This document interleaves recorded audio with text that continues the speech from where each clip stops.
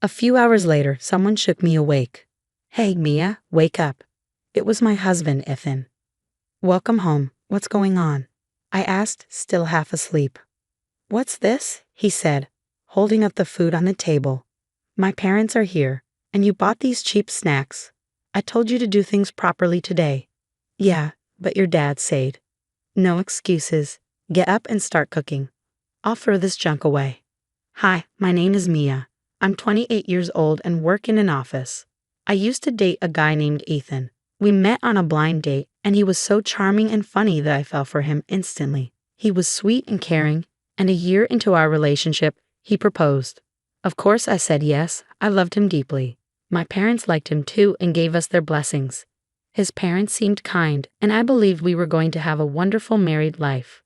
Our wedding went smoothly, and we had an amazing honeymoon. Starting life as newlyweds felt like a dream come true. Then, I got pregnant and my happiness grew even more. I felt like I was living the happiest chapter of my life. Ethan was thrilled too. "I'm going to work even harder for our family," he said proudly. But Ethan's idea of working hard turned out to be different from what I expected. Even as I dealt with morning sickness, he started working late every day to earn more money. I was nervous about being pregnant for the first time and wanted him to spend more time at home. But I couldn't bring myself to say it.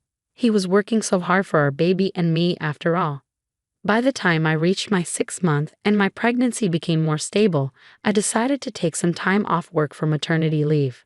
I thought it would help me rest, but Ethan seemed to think it meant I was sitting around doing nothing. Before, we both shared housework since we were both working. When I got pregnant, he even started helping out more because he cared about my health. But as his overtime hours increased, he stopped helping entirely. Suddenly, I was expected to do everything on my own, and it was exhausting. One day, he came home early, something that didn't happen often. "Oh, you're home early today. Welcome back," I greeted him. "Yeah," he said. "So, what's for dinner?" "I'm sorry, I wasn't feeling well earlier and just got up. I was about to start cooking," I explained. "What?" "I come home early, and there's no food ready.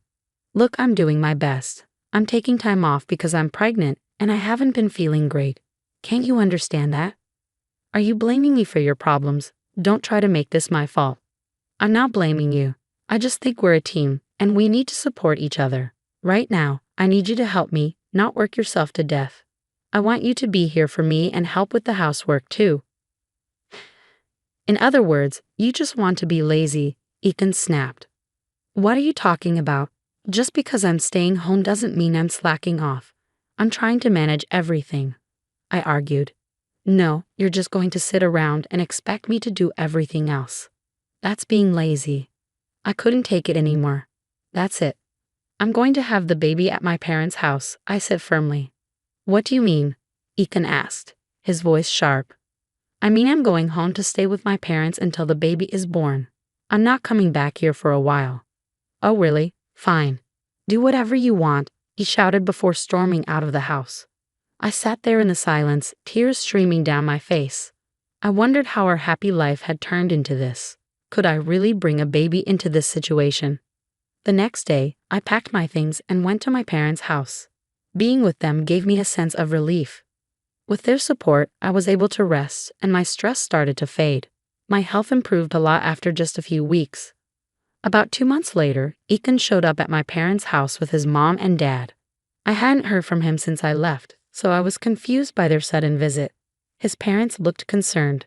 Apparently, they had visited our home to check on me and were shocked to find I wasn't there. When they confronted Ethan, he admitted we had fought, and I had gone to my parents' house. Furious, they dragged him along to apologize. "Mia, we're so sorry about our son's behavior," Ethan's mom said, looking genuinely upset. "We gave him a good talking to. He clearly doesn't understand how hard pregnancy is. Now, Ethan, say you're sorry." Ethan looked at me, guilt written all over his face. "Mia, I'm really sorry." "I shouldn't have acted that way," he said, bowing his head. I took a deep breath. "It's okay. I'm sorry too for getting so emotional."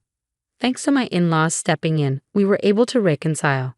I was grateful they had helped us work things out. A few months later, I gave birth to a healthy baby girl. Ethan was overjoyed to become a father.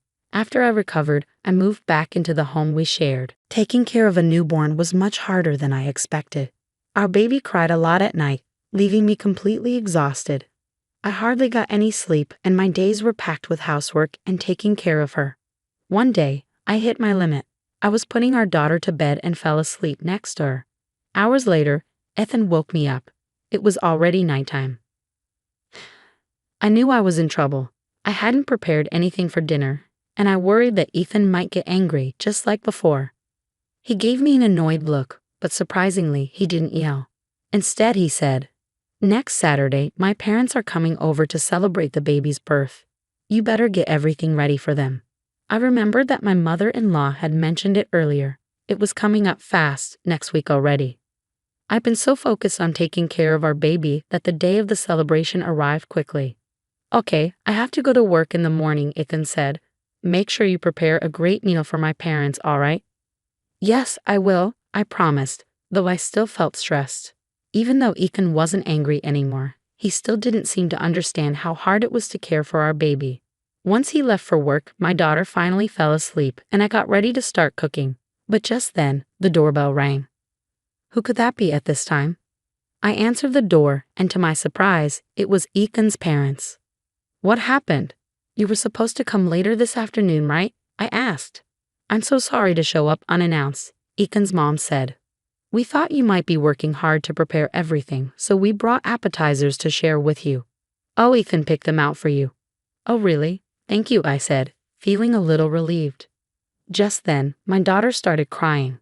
Apparently, the sound of the doorbell had woken her up. "Oh no, I'm so sorry we woke her up," Ethan's mom said.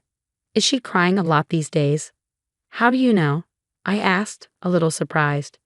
"Ethan cried a lot as a baby, so I thought she might be like him," she replied. Then my mother-in-law said, "You haven't gotten much rest, have you? Let me take care of her for a while. You get some sleep. I'll even go buy drinks. Let me know if you need anything else." "Thank you so much, both of you," I said gratefully. I decided to listen to them and took a break. I lay down on the couch and fell asleep. A few hours later, I woke up to someone shaking me. "Hey, Mia, wake up." It was Ethan's voice. "Welcome home. What's going on?" I asked, still groggy. "What? What are these appetizers?" "My parents are here, and you bought this cheap food. I told you to do things right today." "Oh, that's from your mom." "No excuses. Get up and start cooking. I'm throwing this stuff away." Hey, I cried, trying to stop him as he grabbed the appetizers to throw them away. "These were." I tried to explain, but I didn't get a chance before I heard a loud voice behind me. "Hey, what are you doing?" It was Ethan's dad. He must have just come back home. My mother-in-law, who had been out with our daughter, was with him. "Hi, Dad, listen to me. I told her you were coming today, but she slept in and didn't cook. And now she's trying to cover it up with these cheap appetizers. I'm going to throw them away and make Mia cook something else." "Those appetizers were from your father." Ethan froze, staring at me. "What did you say?" I said, "Those appetizers are from your dad. I've been trying to tell you this." Ethan's face turned pale. My father-in-law walked up to him, looking really angry. "I'm sorry about the cheap appetizers," Ethan mumbled. "No, it's not about that. It's about you not caring about Mia at all. I thought you'd changed before the baby was born, but clearly you haven't." "I'm sorry," Ethan said weakly. Just then, Ethan's phone buzzed with a message notification. My mother-in-law saw the screen. "Ethan, who is this Karen?" "Oh no. You forgot your cigarettes and lighter. Don't forget them next time. Who is this woman?" Ethan stammered. "Well, that's... who is she? What's going on?" Ethan finally realized there was no way out. He confessed to having an affair. "You've got to be kidding me." My father-in-law shouted, and before I knew it, his fist came down hard on Ethan. He collapsed to his knees and started apologizing, crying. It was a mistake. The devil made me do it." Ethan tried to explain, but I couldn't believe him anymore. "I can't do this anymore. Please, let's get a divorce," I said firmly. "Oh no," my in-laws said, looking shocked. "Of course you should get the divorce. We're so sorry for what our son did to you." They apologized. "We'll make him do whatever you want for the divorce," they added. After that, my parents-in-law took Ethan out of the house and left. A little while later, they returned with the divorce papers. They told me they had forced Ethan to confess everything. The woman he was having an affair with worked with him, and apparently, they'd been together since I was pregnant. While I was dealing with my pregnancy and morning sickness, he'd been sneaking off to meet her. I filed for alimony from both Ethan and his mistress, and also demanded child support from him. Since my in-laws were on my side, Ethan couldn't refuse. He agreed to everything. So we got divorced. Ethan's parents promised to keep him in check and make sure he took responsibility for his actions.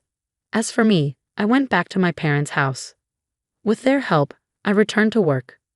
My daughter grew up happy and healthy, and her sweet smile brought joy to my life every day.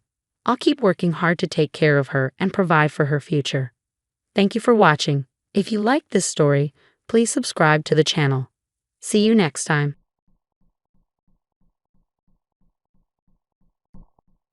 Hi there, I'm Jennifer, just your average straightforward person with quite a tale to share. It's a story of heartbreak, resilience, and unexpected strength.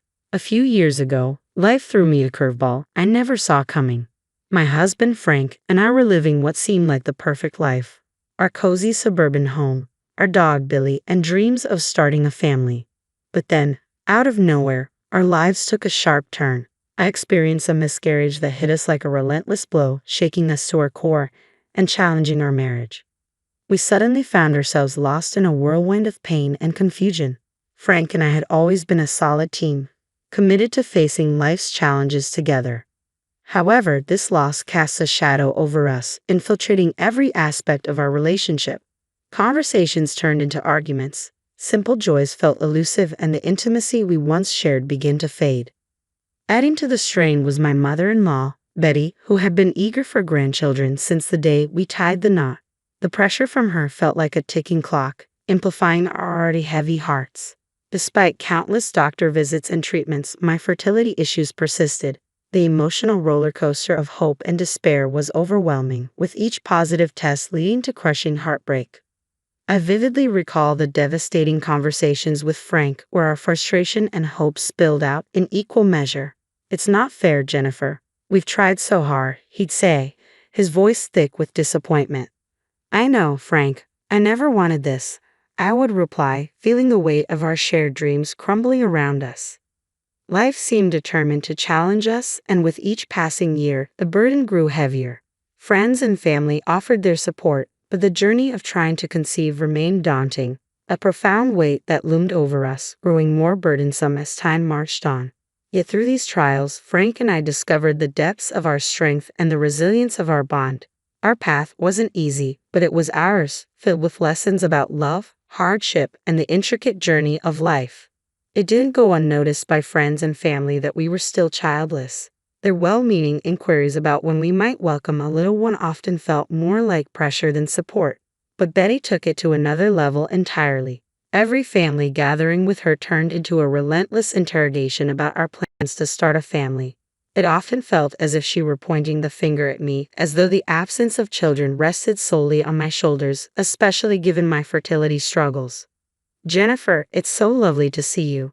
How have you been?" Betty would begin sweetly. "I've been good, Betty. Thanks for asking," I would reply, bracing myself for what came next. "Any good news to share? How about a little one on the way?"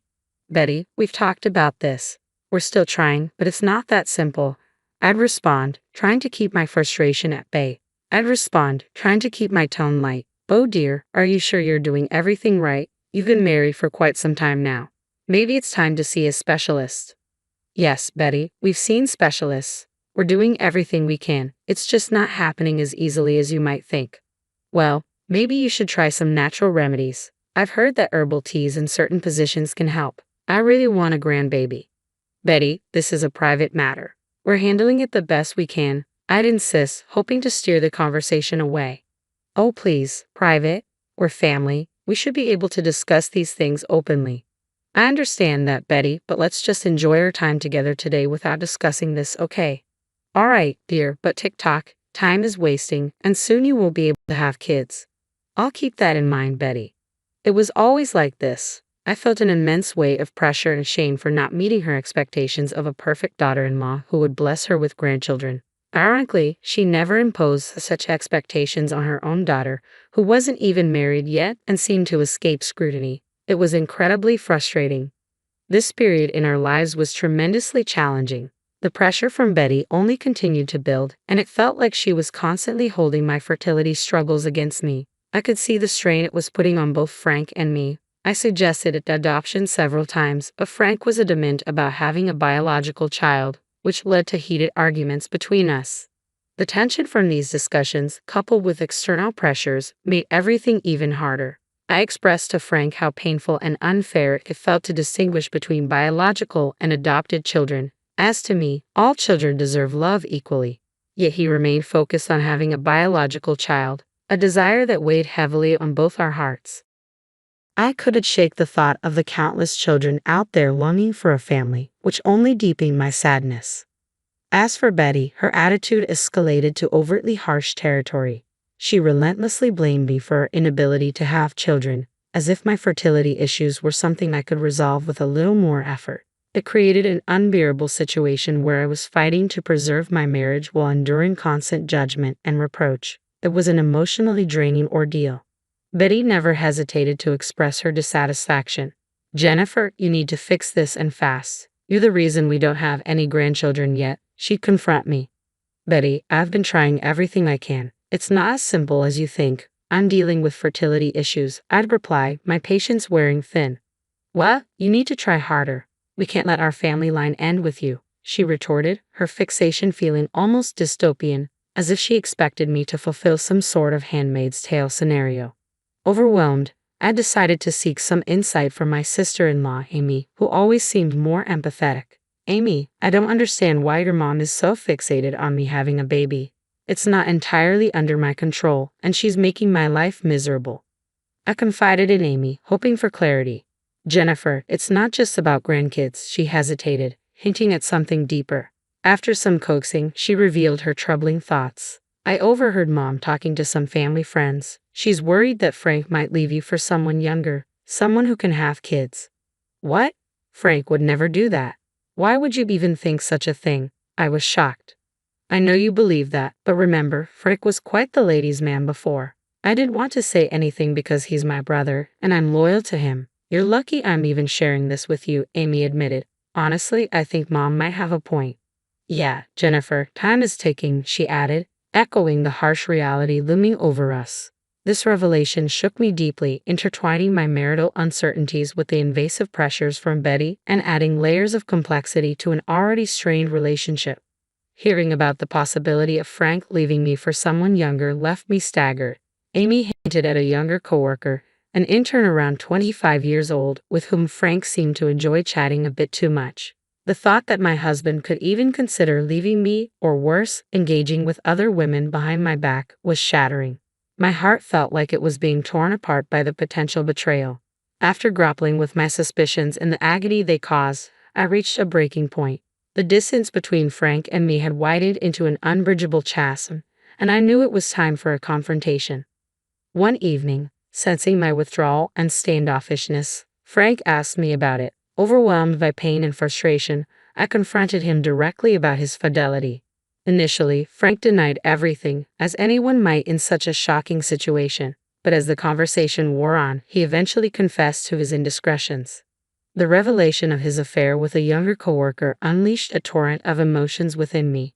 In a moment of intense anger and hurt, I slapped him, a stark reflection of the pain he had inflicted. Frank's reaction was predictably mixed with pleas and requests for forgiveness, but I could see right through it. Over the years, I had built a stable and prosperous life for myself, making wise financial decisions and advancing in my career. It dawned on me that Frank might have been holding on to our failing marriage, not just out of love or a desire for a child, but perhaps also to secure a financial safety net through potential child support payments in the event of a divorce. Feeling manipulated and used, I declared that I wanted a divorce.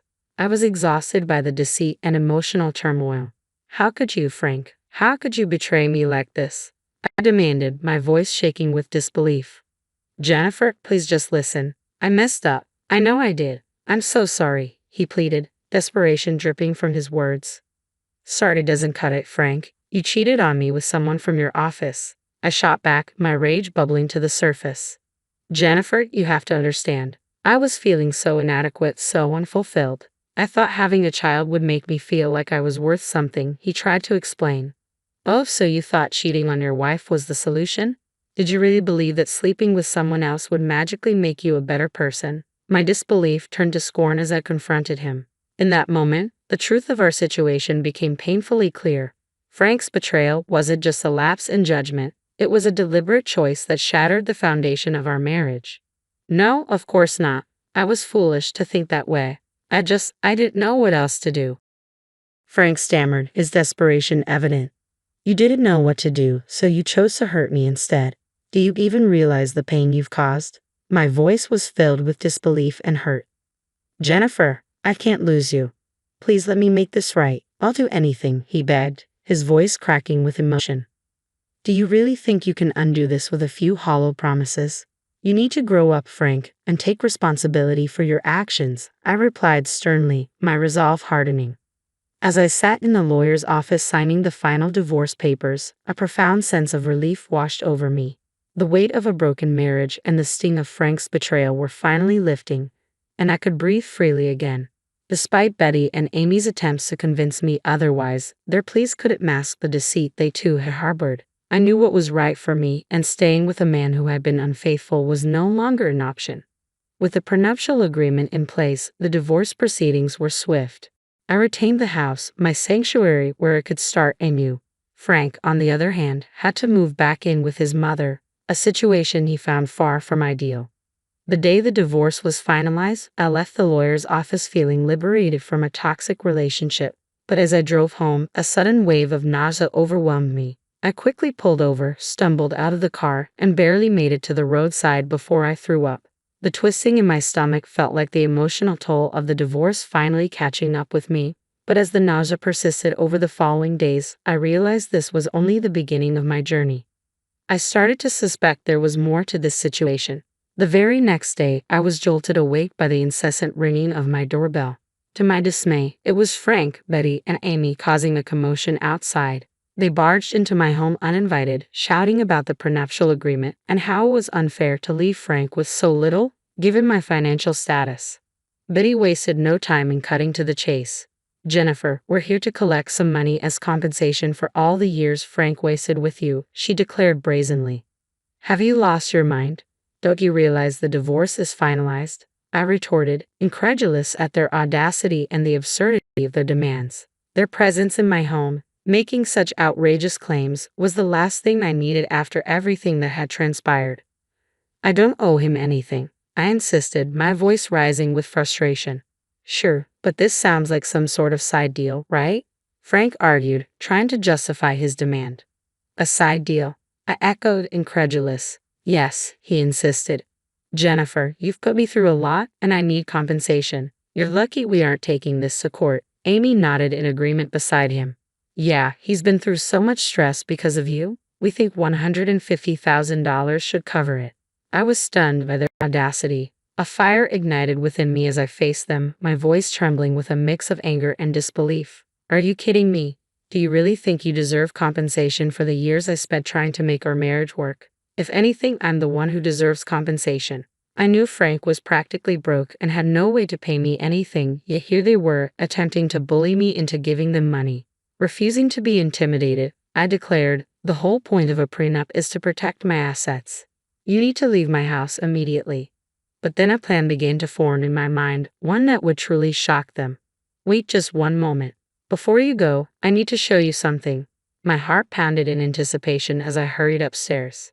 When I returned, I held the pregnancy test in my trembling hand. Their eyes widened with shock and disbelief as they saw the positive result. As they passed the test around, I explained, I threw up last night and decided to take the test on a whim. The result was unexpected, to say the least. Later today, I have a hospital appointment to determine how far along I am. Frank, Betty, and Amy stood there, jaws practically on the floor, unable to comprehend the twist of fate that had just unfolded before them. You know what, Betty, Amy? Karma is a real piece of work, and I guess the universe decided it was time to bless me. I'm having a baby, but I'm no longer tied to any of you. The baby might be Frank's, but this baby is going to be all mine. I will change my mind, I declared firmly. Betty and Amy exchanged worried glances before Betty spoke up, her voice tentative. Jennifer, let's not be too hasty. We could work something out and discuss an arrangement. Frank finally found his voice, mumbling incoherent apologies, his eyes brimming with regret. But I wasn't interested in any of it. I had endured enough of their manipulation and toxicity. No more arrangements, no more excuses. Get off my property, all of you, before I call the police. I'm done with this toxic circus, I stated resolutely, my decision. I could feel their desperation to change my mind. But after years of their emotional pressure, I was unwavering. I had built an emotional barrier that wouldn't be easily breached. In our tense standoff, Betty broke the silence, her voice tinged with desperation. Jennifer, you have to understand that we care about this family. We want what's best for you and the baby. Frank may have made mistakes he knew about, by the way, but that's not important right now. He's the father, and he has a right to be in his child's life. Yeah, Jennifer, you know how long we've been waiting for this. We can make this work. Trust me, she continued, trying to persuade me. I sighed, struggling to keep my composure. I understand your concern, but what you fail to grasp is that Frank's actions caused this rift in our marriage. He cheated on me. Betty, you're a smart woman. I'm sure you don't even believe what you're saying. You three are just trying to get into my life to access my money. That's ridiculous. Yes, I agree you're taking this too far, Frank chimed in, his voice shaky.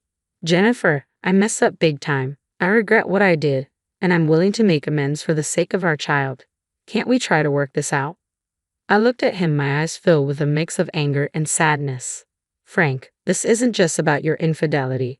It's about years of emotional manipulation and pressure from your mother and sister. I've endured so much because of your family, and I can't go back to that toxic environment. Amy tried a different approach, her voice softer, attempting to sound conciliatory. Jennifer, we admit we made mistakes too. We were too pushy, and we're sorry for that. But we only wanted what was best for you, even if we went about it the wrong way. Please, for the sake of the family, reconsider. But I wasn't swayed. Sure, Amy, but it doesn't change what happened. I've made my decision. I want a fresh start for myself and my child, away from the constant pressure and guilt trips. So, thanks, but no thanks. Clearly frustrated, Betty raised her voice. You're being unreasonable, Jennifer. You can't just cut us out like this. I took a deep breath, my patience wearing thin. I can and I will. My priority now is the well-being of my child, I asserted firmly. Their attempts at reconciliation felt shallow, and their motives were transparent. In that moment, I knew I needed to stand strong, not just for myself, but for the future of my child, free from the turmoil and the strings attached by Frank and his family. I've decided not to expose my child to such a toxic environment. You all need to leave.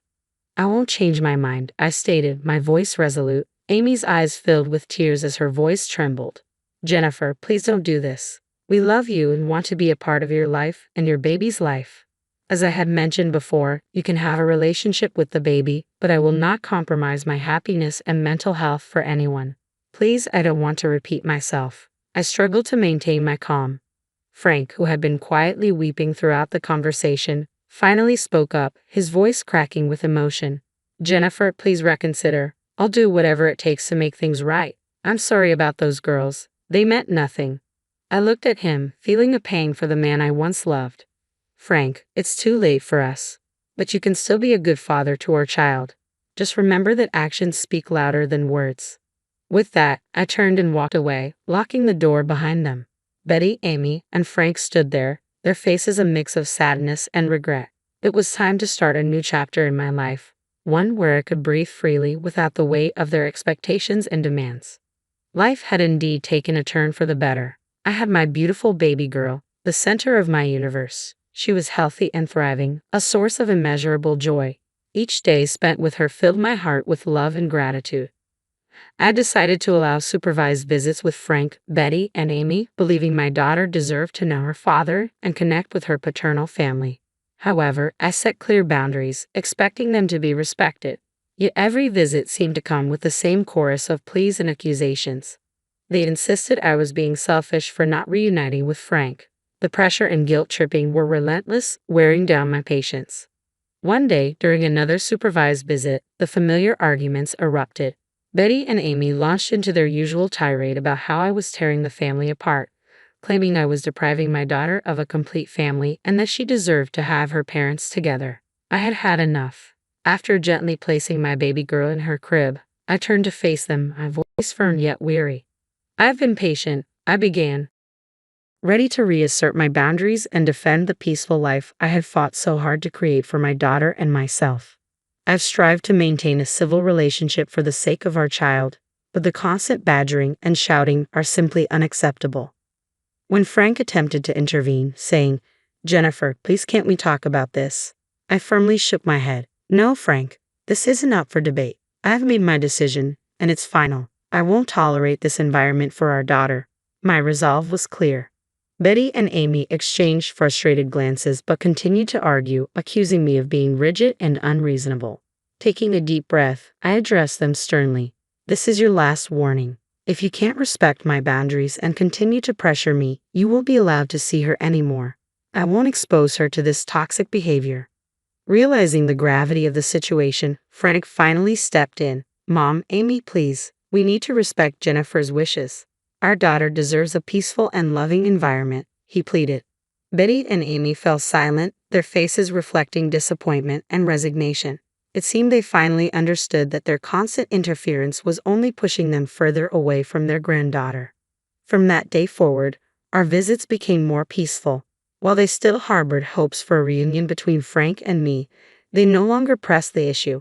Although I could tell they were still remorseful, my focus remained elsewhere. I had more important things to prioritize: the well-being and happiness of my daughter, who continued to thrive. She was surrounded by love from people who genuinely cared about her well-being and mine.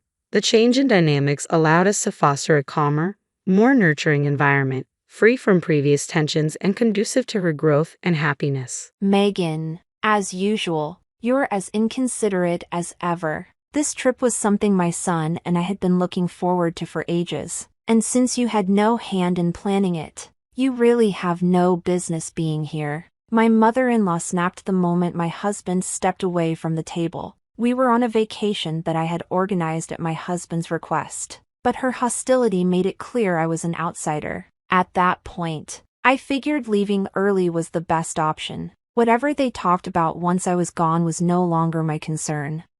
I'm Megan, a working woman with the flexibility to do most of my job from home. This means I spend a lot of time in the house. And my husband, Frank, always seems to be focused on impressing others while acting like he's above it all. He loves throwing money around for show but somehow never contributes to our household bills. He hid this side of himself when we were dating, but it became painfully obvious once we started living together. His biggest supporter is, of course, his mother, who never misses a chance to praise him.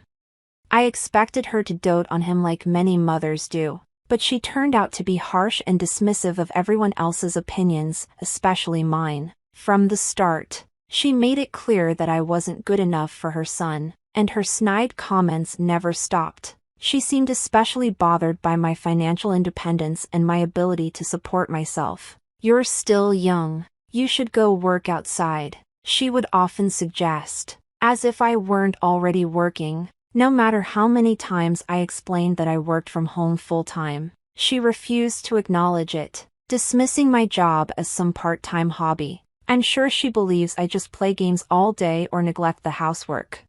Frank knows full well what my work schedule looks like, but that hasn't stopped his mother from seeing me as a lazy, irresponsible wife. What's worse is that he never stands up for me. When she criticizes me in front of him, he just sits there in silence. I've asked him countless times to set the record straight, but he always says it's our issue to work out. He refuses to get involved, leaving me to handle the constant attacks alone. Once, when I pressed him for support, he angrily tossed divorce papers at me. The hurt and frustration were overwhelming, and for the first time, I seriously considered leaving him. But as difficult as marriage had been, the thought of divorce felt even more terrifying. I've come to realize that my husband constantly prioritizes his mother over our relationship, which is beyond frustrating. Still, I know I need to find a way to handle her expectations and comments without making things worse. I didn't agree to a divorce,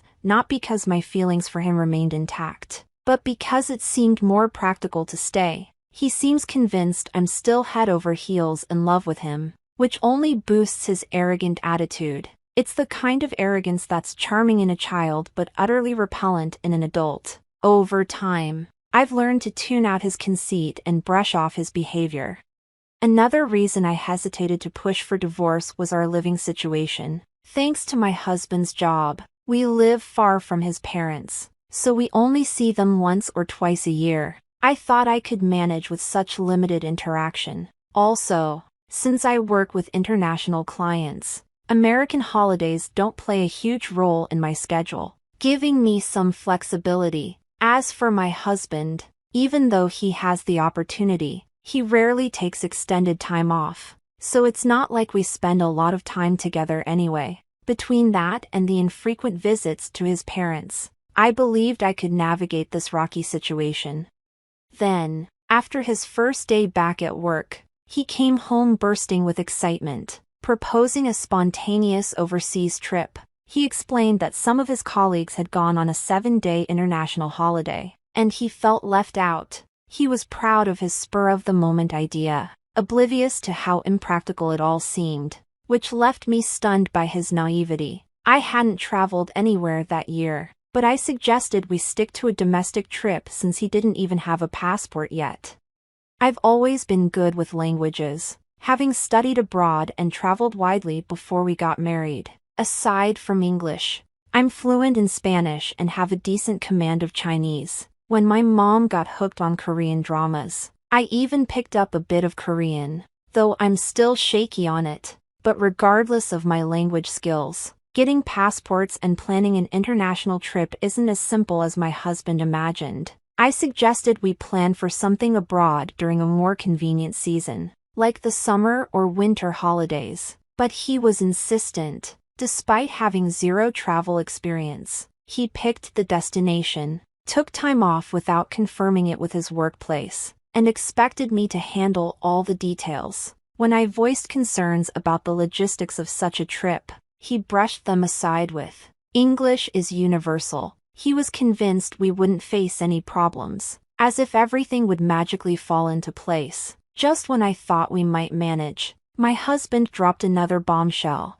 His plan included bringing his mother along, and he simply assumed I would handle everything. Managing 2 inexperienced travelers was already daunting enough, but his casual remark about showing some respect for your elders and earning brownie points as a devoted wife felt patronizing and overwhelming. It wasn't framed as a favor I might do for them, it was more like a duty he expected me to fulfill. Still, despite my growing frustration, I found myself quietly making the necessary arrangements just as he had directed. In his mind, he was doing me a favor by orchestrating this trip, and it felt impossible to argue without seeming ungrateful. So, as he wished, I got to work. I handled everything, from securing passports for my mother-in-law and husband to booking flights, hotels, and planning a detailed itinerary. It was an enormous amount of effort, but I completed each task with precision, crafting what I knew would be a seamless travel experience.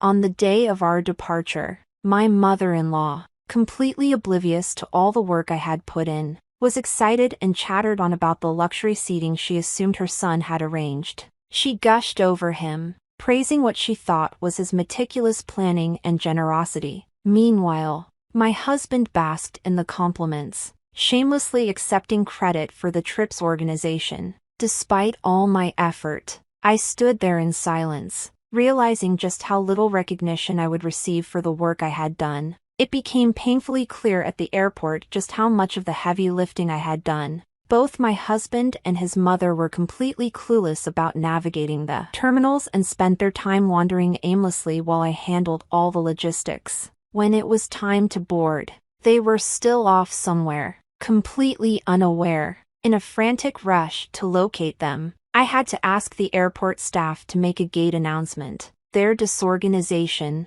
combined with their complete lack of appreciation, was both frustrating and embarrassing. To make things worse, they accused me of trying to secure a more comfortable flight for myself, even though they spent most of the journey pestering the flight attendants with endless requests. Once we arrived at our destination, I was hoping for some peace at the hotel after the chaos of immigration, but that hope quickly vanished. Suddenly, my husband claimed to be sick and rushed off to the bathroom, leaving me to manage all our luggage. It was confusing, especially since we had eaten the same meal. But maybe it was a little karma for his behavior on the flight. He'd spent most of it flirting with one of the attendants. As I struggled with our bags, my mother-in-law wasted no time in berating me. She accused me of being a selfish daughter-in-law, claiming that the trip was meant to be a special getaway just for her and her son, and implied that I had merely tagged along for a free ride. She even went so far as to criticize my job, suggesting I didn't really contribute anything financially. Her comments stung, especially considering the enormous effort I had put into making this trip happen in the first place. It was almost laughable when she said I didn't deserve to enjoy myself because I hadn't contributed to the planning. Then she added, "I'm not sure if I'll even enjoy this trip with you here." That was the last straw. "Fine, then I'll leave," I said calmly, without a second thought. I handed her my husband's suitcase, kept my smaller bag, and walked away. Her stunned expression was almost comical, as if she hadn't just told me to go. As I walked off, I had to bite my lip to keep from laughing. It became painfully clear at the airport just how much of the heavy lifting I had done. Both my husband and his mother were completely clueless about navigating the terminals and spent their time wandering aimlessly while I handled all the logistics. When it was time to board, they were still off somewhere, completely unaware. In a frantic rush to locate them, I had to ask the airport staff to make a gate announcement. Their disorganization, combined with their complete lack of appreciation, was both frustrating and embarrassing. To make things worse, they accused me of trying to secure a more comfortable flight for myself, even though they spent most of the journey pestering the flight attendants with endless requests. Once we arrived at our destination, I was hoping for some peace at the hotel after the chaos of immigration, but that hope quickly vanished. Suddenly, my husband claimed to be sick and rushed off to the bathroom, leaving me to manage all our luggage. It was confusing, especially since we had eaten the same meal. But maybe it was a little karma for his behavior on the flight. He'd spent most of it flirting with one of the attendants. As I struggled with our bags, my mother-in-law wasted no time in berating me. She accused me of being a selfish daughter-in-law, claiming that the trip was meant to be a special getaway just for her and her son, and implied that I had merely tagged along for a free ride. She even went so far as to criticize my job, suggesting I didn't really contribute anything financially. Her comments stung, especially considering the enormous effort I had put into making this trip happen in the first place. It was almost laughable when she said I didn't deserve to enjoy myself because I hadn't contributed to the planning. Then she added, "I'm not sure if I'll even enjoy this trip with you here." That was the last straw. "Fine, then I'll leave," I said calmly, without a second thought. I handed her my husband's suitcase, kept my smaller bag, and walked away. Her stunned expression was almost comical, as if she hadn't just told me to go. As I walked off, I had to bite my lip to keep from laughing. It became painfully clear at the airport just how much of the heavy lifting I had done. Both my husband and his mother were completely clueless about navigating the terminals and spent their time wandering aimlessly while I handled all the logistics. When it was time to board, they were still off somewhere, completely unaware. In a frantic rush to locate them, I had to ask the airport staff to make a gate announcement. Their disorganization, combined with their complete lack of appreciation, was both frustrating and embarrassing. To make things worse, they accused me of trying to secure a more comfortable flight for myself, even though they spent most of the journey pestering the flight attendants with endless requests. Once we arrived at our destination, I was hoping for some peace at the hotel after the chaos of immigration, but that hope quickly vanished. Suddenly, My husband claimed to be sick and rushed off to the bathroom, leaving me to manage all our luggage. It was confusing, especially since we had eaten the same meal. But maybe it was a little karma for his behavior on the flight. He'd spent most of it flirting with one of the attendants. As I struggled with our bags, my mother-in-law wasted no time in berating me. She accused me of being a selfish daughter-in-law, claiming that the trip was meant to be a special getaway just for her and her son, and implied that I had merely tagged along for a free ride. She even went so far as to criticize my job, suggesting I didn't really contribute anything financially. Her comments stung, especially considering the enormous effort I had put into making this trip happen in the first place. It was almost laughable when she said I didn't deserve to enjoy myself because I hadn't contributed to the planning. Then she added, "I'm not sure if I'll even enjoy this trip with you here." That was the last straw. "Fine, then I'll leave," I said calmly, without a second thought. I handed her my husband's suitcase, kept my smaller bag, and walked away. Her stunned expression was almost comical, as if she hadn't just told me to go. As I walked off, I had to bite my lip to keep from laughing. "If you cause any more trouble or contact me again, I'll have no choice but to inform your company about your escapades. Being rejected by the dancer you admire would certainly be a blow to your ego," I warned. Frank, who had been aggressive up until then, responded with a subdued okay before hanging up. A few days later, I received a call from my ex-father-in-law. He revealed that he had divorced my ex-mother-in-law, which struck me as odd since we were no longer family. However, he felt compelled to share his findings about her true character. He had grown suspicious of her spending habits and discovered that she had drained his retirement savings on beauty treatments and cosmetic procedures. I was unfamiliar with these details and couldn't offer much insight, as I hadn't observed any noticeable changes in her. Perhaps the infrequency of our meetings had made any transformations less apparent to me. I even questioned my ex-father-in-law if he was sure the money was being used for beauty treatments. "She's spent a lot, but I don't see any visible changes. Maybe they're minor, only noticeable to her," I speculated. It seemed like a frivolous waste of money, leaving nothing behind. Naturally, my ex-mother-in-law turned to her son Frank for support. Since our divorce, Frank's financial situation has deteriorated. He's now drowning in debt and lost his apartment due to unpaid rent, forcing him and his mother to live in a rundown apartment. Despite their dire circumstances, his mother refuses to work and continues spending on beauty treatments, while Frank struggles to juggle his debts and cover their living expenses. From what I've heard, maintaining appearances remains their priority, even as their quality of life declines. Ironically, the beauty treatments have become less effective, and she now appears much older.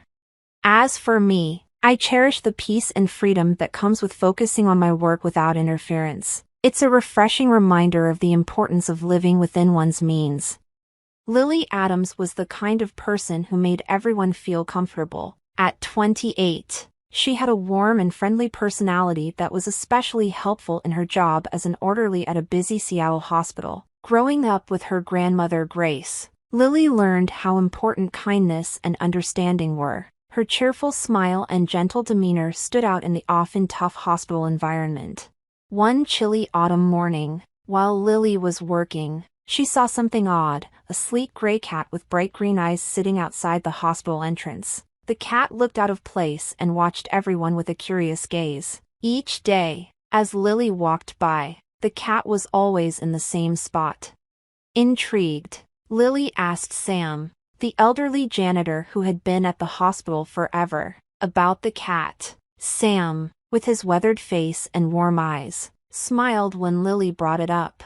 "Aw, that's Whiskers," Sam said, sounding a bit sad. "He belongs to an old man who used to visit the hospital every week. The man had a bad accident and is now in the ICU. Whiskers has been waiting here every day since then. I've been letting him stay in the storage shed to keep him safe, but he won't leave his spot." Lily felt sorry for the lonely cat. She understood what it was like to be alone and depend on someone. Her grandmother Grace had been her support after her parents passed away when she was young. Seeing Whiskers waiting for his owner reminded Lily of her own bond with Grace. Every day, Lily made sure to visit Whiskers during her breaks. She'd bring him food or just sit with him, giving him a kind word or a gentle pat. Over time, Whiskers began to recognize her and would brighten up when she came. Meanwhile, the hospital was always busy, and Lily's work never seemed to get any easier. Na Evans, a nurse in her early 40s, often crossed paths with Lily. Na was known for being strict and rarely smiled. She was known for being demanding and found Lily's warm and easygoing nature irritating. One day, while Lily was talking to Whiskers, Na walked by and gave her a disapproving look. "You spend more time with that cat than doing your job," Na said sharply. Lily was surprised and tried to explain. "I just feel sorry for him, Na. He's all alone, waiting for his owner to get better." "Well, we're not here to pamper animals," Na replied coldly before walking away.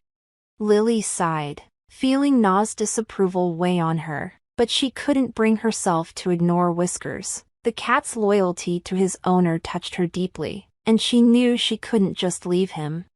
Around this time, Lily met Edward Bennett, a patient in his early 70s. Edward owned a successful construction company, but despite his wealth, he had simple tastes. His salt and pepper hair and kind but tired blue eyes showed a life of both success and hardship. He was recovering from surgery that had affected his once strong health. Lily was assigned to take care of Edward during his hospital stay, and they quickly became friends. Edward, who was disappointed with his stepson Lucas's careless behavior and his wife Catherine's cold attitude, found comfort in Lily's real kindness. They would chat during her shifts, and Edward grew very fond of her.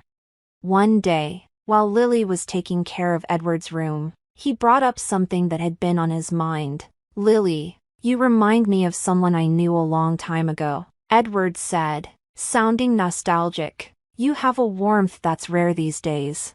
Lily blushed at the compliment. "Thank you, Mr. Bennett. I just try to treat everyone how I'd like to be treated."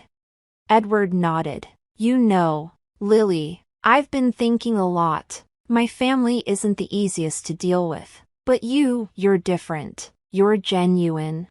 Lily wasn't sure what Edward was getting at, but she listened carefully. There was something in his voice that made her feel he had something important to say, something that might change her life in ways she couldn't yet imagine. As Lily left Edward's room that day, she couldn't shake the feeling that there was more to his story than she knew. With Whiskers still waiting patiently for his owner, Lily's life was about to change in ways she couldn't yet predict. The suspense was growing, and she had no idea how much her life was going to shift. In the following weeks, Lily and Edward became even closer. Their conversations moved from everyday topics to more personal matters. Edward shared details about his complicated life, including his construction company that he had built from scratch and his growing disappointment with his wife Catherine and stepson Lucas. One afternoon, while Lily was changing the sheets on Edward's bed, he suddenly asked, "Have you ever thought about what you'd do with a large amount of money, like $20 million?" The question surprised Lily, and she paused, holding the fresh sheets. $20 million? Lily repeated with a half laugh. "I can't even imagine what that would be like. Why do you ask?"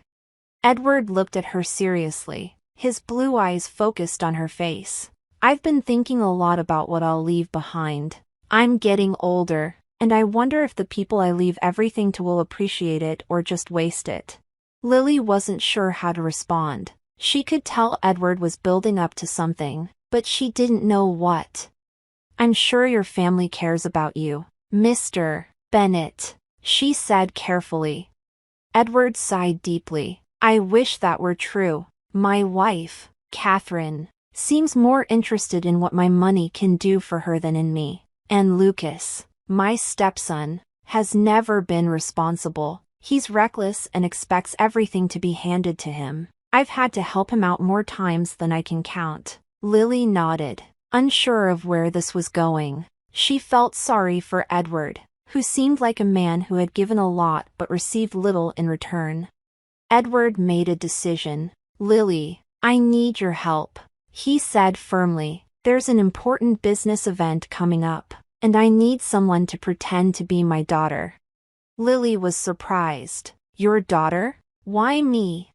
Because you're the only person I trust right now, Edward explained. This event is crucial for a deal I'm working on. My business partners care a lot about family connections, and I don't have anyone reliable to stand in for me. Lucas is not an option, and Catherine only cares about her own image. I need someone genuine who can help me present the right image. Lily felt a mix of emotions, honored, confused, and a little scared. I don't know, Mr. Bennett, she said slowly. I wouldn't know how to pretend to be someone I'm not, especially at such an important event. Edward reached out and gently touched Lily's arm. Don't worry about anything. I'll handle everything, the clothes, the details. All I need is for you to be there and show your kindness. I'll make sure you're paid for your time. Lily hesitated, realizing how big a request this was. It wasn't just the money. Though being paid to attend a fancy event was tempting, it was also the trust Edward was placing in her. I'll think about it, she said with a small smile. As Lily left Edward's room, she felt both excited and nervous. What he was asking was unlike anything she had done before, and she was worried about getting in over her head. Meanwhile, at Edward's luxurious home, Catherine Bennett was growing more suspicious. She had noticed Edward becoming more distant and secretive. He seemed to be spending less time with her and more time with the young orderly from the hospital. Catherine, always sharp and calculating, started to worry about losing Edward's wealth. She knew the $20 million inheritance was her and Lucas's chance for a life of luxury, and she wasn't going to let anyone come between them and that money. That evening, she called Lucas into the grand parlor while she sipped expensive red wine. Lucas, who had just come home from another late night, slumped into a chair across from her. We need to talk, Catherine said firmly. Your stepfather is up to something, and it involves that girl from the hospital. Lucas rolled his eyes. What's he doing now? Planning to give her a few bucks to keep her quiet? Catherine shook her head. It's something much bigger than that. I don't have all the details yet, but I plan to find out. When I do, we need to be ready to act. We can't let him change his will or give away what's rightfully ours. Lucas, now more interested, leaned forward. What do you want me to do? Keep a close eye on him, Catherine said, and make sure that girl stays away from him. We can't afford any mistakes. The $20 million is ours, Lucas, and we're not letting anyone take it from us. As the night went on, the tension in the Bennett household increased. Lily didn't know that her choice to help Edward would soon involve her in a dangerous mix of loyalty, betrayal, and greed. Lily spent several sleepless nights thinking about Edward's proposal. Posing as his daughter for an important event was scary, but she couldn't ignore the trust Edward had shown her. It wasn't just the promise of payment that made her consider it. It was the real connection she felt with him. He was lonely, and his family had let him down. If she could help him, even in this unusual way, she decided it was worth the risk. The next day, she went back to Edward's room, where he was anxiously waiting for her answer. Mr. Bennett, she said, her voice steady despite her nerves. I'll do it. I'll help you at the event. Edward's face brightened with relief and thanks. Thank you, Lily. You don't know how much this means to me. As promised, Edward took care of everything. He arranged for a personal stylist to help Lily get ready for the event. She got a beautiful dress, elegant jewelry, and even a makeover at a fancy salon. For someone who was used to wearing scrubs and practical clothes, the change was overwhelming, but Lily felt excited too. On the night of the event, Edward's driver came to pick Lily up from her simple apartment. Grace, her grandmother, watched proudly as her granddaughter, looking elegant and graceful, got into the luxurious car. "Remember who you are, Lily," Grace called out as the car drove away. "Be true to yourself." Lily's grandmother, Grace, said as she watched Lily get into the fancy car. Lily held those words close to her heart as she was driven to the grand event. The venue, a stunning ballroom in downtown Seattle, was amazing. Crystal chandeliers sparkled from the ceiling, and the soft chatter of Seattle's elite filled the air as they mingled and networked. Edward was waiting for Lily near the entrance. When he saw her, he smiled warmly. "Lily, you look fantastic. I knew you'd fit right in."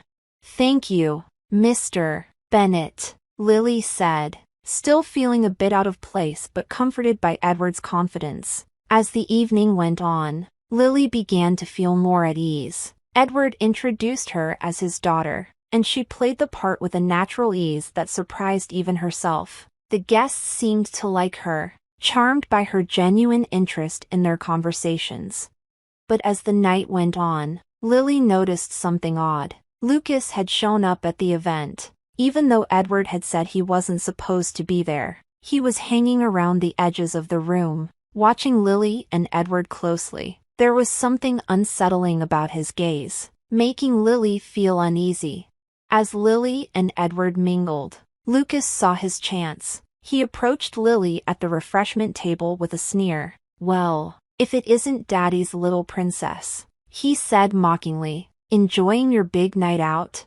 Lily was surprised by his hostility but kept her composure. "I'm just here to help Mr. Bennett," she said calmly.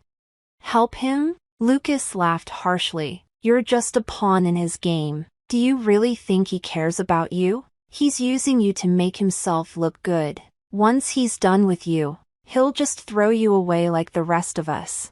His words hurt, but Lily tried not to show it. "I'm not here for the money or status, Lucas. I'm here because I care about him, which you clearly don't understand."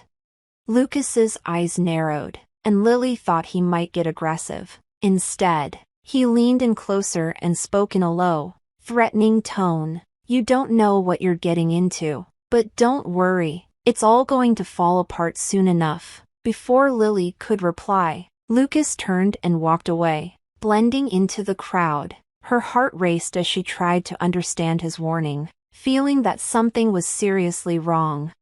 As the evening went on, Lily's unease grew. Edward noticed she was upset and asked if she was okay, but she didn't want to worry him and said she was fine. As the event was wrapping up, the atmosphere changed. There was a tense feeling in the air, and Lily noticed Catherine, who had arrived late, standing off to the side and watching her with a cold stare. It was clear Catherine was up to something, but Lily couldn't figure out what. Just as the night was coming to an end, Lucas appeared again, holding a microphone. "Ladies and gentlemen," he said, his voice echoing through the room, "I have a little surprise for you all." Lily's heart sank as she realized Lucas was about to carry out his threat. The room went silent, and everyone turned to listen as Lucas spoke. "Lily Adams," he said, pointing at her, "isn't who she claims to be. She's not Edward Bennett's daughter. She's a fraud and a gold digger using my stepfather for his money." The crowd gasped and whispered in shock. Lily felt her face go pale as she stood frozen, overwhelmed by Lucas's accusations. She looked at Edward, who was staring at Lucas in disbelief, clearly surprised by his stepson's betrayal. Before Lucas could say more, Olivia, Edward's loyal assistant, stepped forward. "That's enough, Lucas," she said firmly. "You're the one trying to manipulate your stepfather, and everyone knows it." The room fell silent again, with a thick sense of tension. Lucas looked taken aback for a moment. Then his face hardened. "You're all idiots," he said, before storming out of the room, leaving everyone in stunned silence. Lily was upset, but Olivia's support gave her the strength to stay strong. Edward came over to her, showing his unwavering support. "Don't worry, Lily," he whispered. "We'll get through this together." Even with the chaos, Edward and Lily's bond grew stronger. But Lily knew the trouble was far from over. Catherine and Lucas were still a threat, and their greed for the $20 million inheritance would make them even more dangerous. As the night ended, Lily wondered what would happen next but was determined to face whatever came. In the days after the event, things were tense in Edward Bennett's life. Lucas's accusations had stirred up trouble, not just among Edward's friends and family but also in his business world. Despite this, Edward was determined to protect Lily and stand up to the threats from his wife and stepson. Lily, though shaken, found comfort in Edward's support. She spent more time at the hospital, trying to focus on her work and push away the worry. But the feeling of danger never fully left her. One afternoon, as Lily was finishing her shift, Olivia came to her with a serious look. "Lily, you need to know something. Catherine and Lucas are still causing trouble. They're trying to pressure Edward into changing his will." Lily felt a wave of worry. "What are they planning?" "I don't have all the details," Olivia said, "but I know they're desperate. They want that $20 million, and they'll do anything to get it." Lily felt scared but knew she had to stick by Edward. "We have to stop them," she said firmly. That evening, Lily went to Edward's house to warn him. When she arrived, she found him in his study, looking tired but determined. "Edward, they're coming after you," she said directly. "You need to protect yourself." Edward nodded, looking worn out but resolute. "I know, Lily. I've already made some plans. The will is set, and you're named as my heir. But there's something more I need to do." "What is it?" Lily asked, her heart racing. "I'm divorcing Catherine," Edward said quietly. "She's shown her true colors, and I can't let her or Lucas have any claim on my estate. It's time to cut ties." Before Lily could respond, the study door flew open. Catherine stormed in, looking furious, with Lucas right behind her, also angry. "You think you can just cut us out like this?" Catherine shouted. "We're your family." Edward remained calm but firm. "You were never really my family. You only wanted my money. It ends now."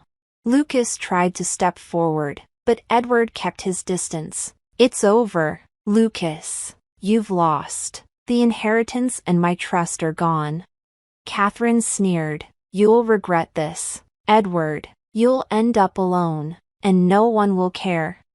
Lily, standing with Edward, spoke up. "You're wrong, Catherine. Edward has people who care about him for who he is, not for his money." Realizing they couldn't win, Catherine and Lucas left the study in anger, leaving Edward and Lily alone in the quiet room. In the weeks that followed, Edward's divorce was finalized, and Lucas was completely cut off from his life. Edward's health improved, and he began to rebuild his life, free from the negativity of his former family. One sunny afternoon, while they relaxed in his garden, Edward made a life-changing decision for Lily. "Lily, you've become like the daughter I never had. I want to make it official, if you're willing." Tears filled Lily's eyes as she nodded. "Yes, Edward, I'd be honored." They became a new family, built on trust, loyalty, and love. With Grace and Irene there, and Whiskers happily lounging nearby, they found a peace they had longed for. The $20 million inheritance was no longer a source of stress but a symbol of their new life together. In the end, it wasn't the money that mattered but the strong bonds they had created. Finally, our dream of building a spacious new home had come to life, and my excitement overflowed as I envisioned the fresh chapter ahead of us. Just as we were about to celebrate this milestone, an unexpected twist threw everything into disarray. My in-laws arrived unannounced, their tone leaving no room for discussion as they announced, "We're moving in here," and requested that my parents vacate the property. I was taken aback, glancing at my husband for support, but all he could manage was a deep sigh followed by the words, "Please just do as they ask. Gently let your parents know."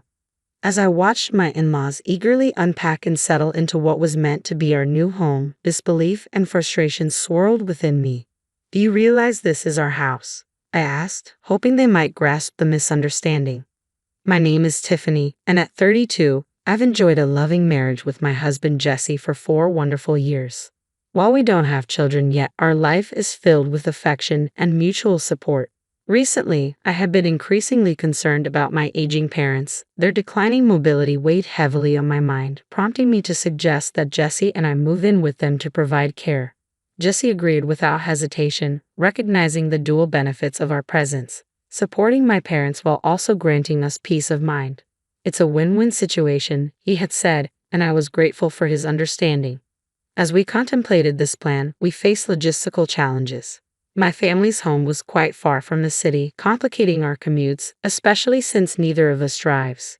Relocating my parents to our small rental wasn't feasible either. It was already cramped for just the 2 of us, and considering future children would only worsen the space issue.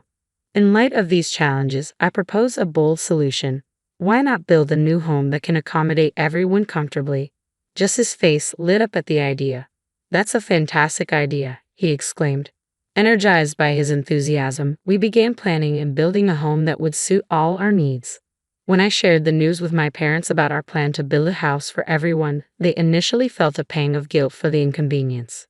However, once I explained our reasoning, their apprehension transformed into excitement, bringing me immense relief and joy. Later, Jesse and I visited a real estate agency to finalize the details of our project. We prioritized locations near hospitals for easy medical access for my parents and close to train stations to simplify our daily commutes. During discussions about the house specifics, I noticed my parents were still hesitant about the idea of moving in with us. Thankfully, Jesse offered several insightful suggestions that helped ease the planning process. As we progressed, our dream home began to take shape, and the excitement was palpable. After extensive discussions and considerable online research, we finalized our plans and were ready to consult builders. We were almost there, with the preparations coming together beautifully. I remarked on how building a home was turning out to be far more complicated than I had anticipated. Balancing this project with work was definitely slowing our progress, I said with a sigh. "Absolutely," my husband added, reflecting on the challenges we face. "We've put so much time and effort into these plans, but seeing the results now, it's been worth it. The blueprint we carefully crafted has exceeded all our expectations." We had consulted numerous real estate agents and spent countless hours on research to get to this point. Now, all that was left to do was wait eagerly for the completion of our dream home. It would take some time, but the excitement and anticipation were boundless. As the project advanced, my in-laws began to show more interest. "We heard you're building a new house. Is that right?" they asked one day. "Yes, that's correct. We're hoping to have it finished by the end of the year," I replied. "How wonderful. I'm so impressed with Jess's hard work and how he keeps us updated with all the details," my mother-in-law exclaimed, showing genuine enthusiasm for our endeavor. When she suddenly expressed interest in visiting soon, I was a little surprised but happily agreed. The following weekend, my husband and I made plans to visit their place. They greeted us with warm smiles, and the conversation quickly shifted to our home project. "Building a new house is such a joyous experience, isn't it?" my father-in-law remarked, his voice nostalgic as if recalling his own memories. "Yes, we're thrilled," I said. "We just hope the construction wraps up smoothly so we can move in as soon as possible." We all shared a laugh over the excitement of the journey ahead. My mother-in-law, curious, asked, "Could we see the blueprints?" My husband pulled out his phone and showed them a photo of the design. "Oh, it's quite spacious," she observed. "And so many rooms." "Yes," I nodded. "We'll be living with my parents, so we needed the extra space."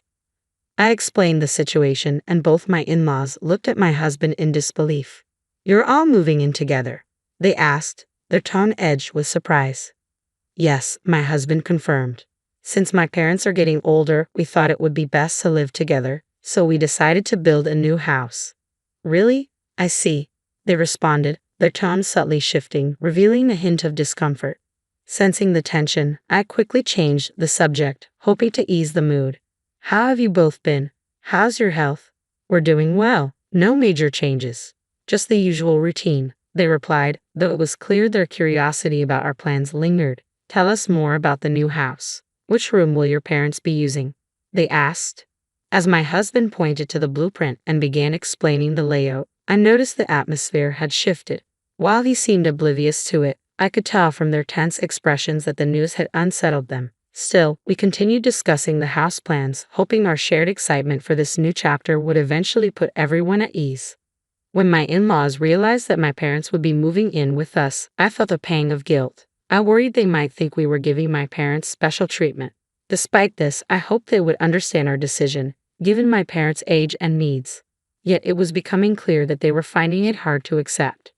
The construction of our new home was progressing smoothly, and with each visit, we could see it nearing completion. My husband often expressed his eagerness to move in quickly, but like him, I felt torn between the excitement of starting this new life and wanting everything to be perfect. Halfway through the construction, my parents came to see the progress. Their joy and gratitude filled me with a deep sense of relief and thankfulness that we could provide them with this new home. At the same time, I began to notice my husband had been visiting his parents more frequently, almost every weekend. Are you planning to visit your parents again this weekend? I asked him one evening. Yeah, I am, he replied. I remarked on how often he had been visiting them since the start of the year, to which he responded, I just want to show them my appreciation.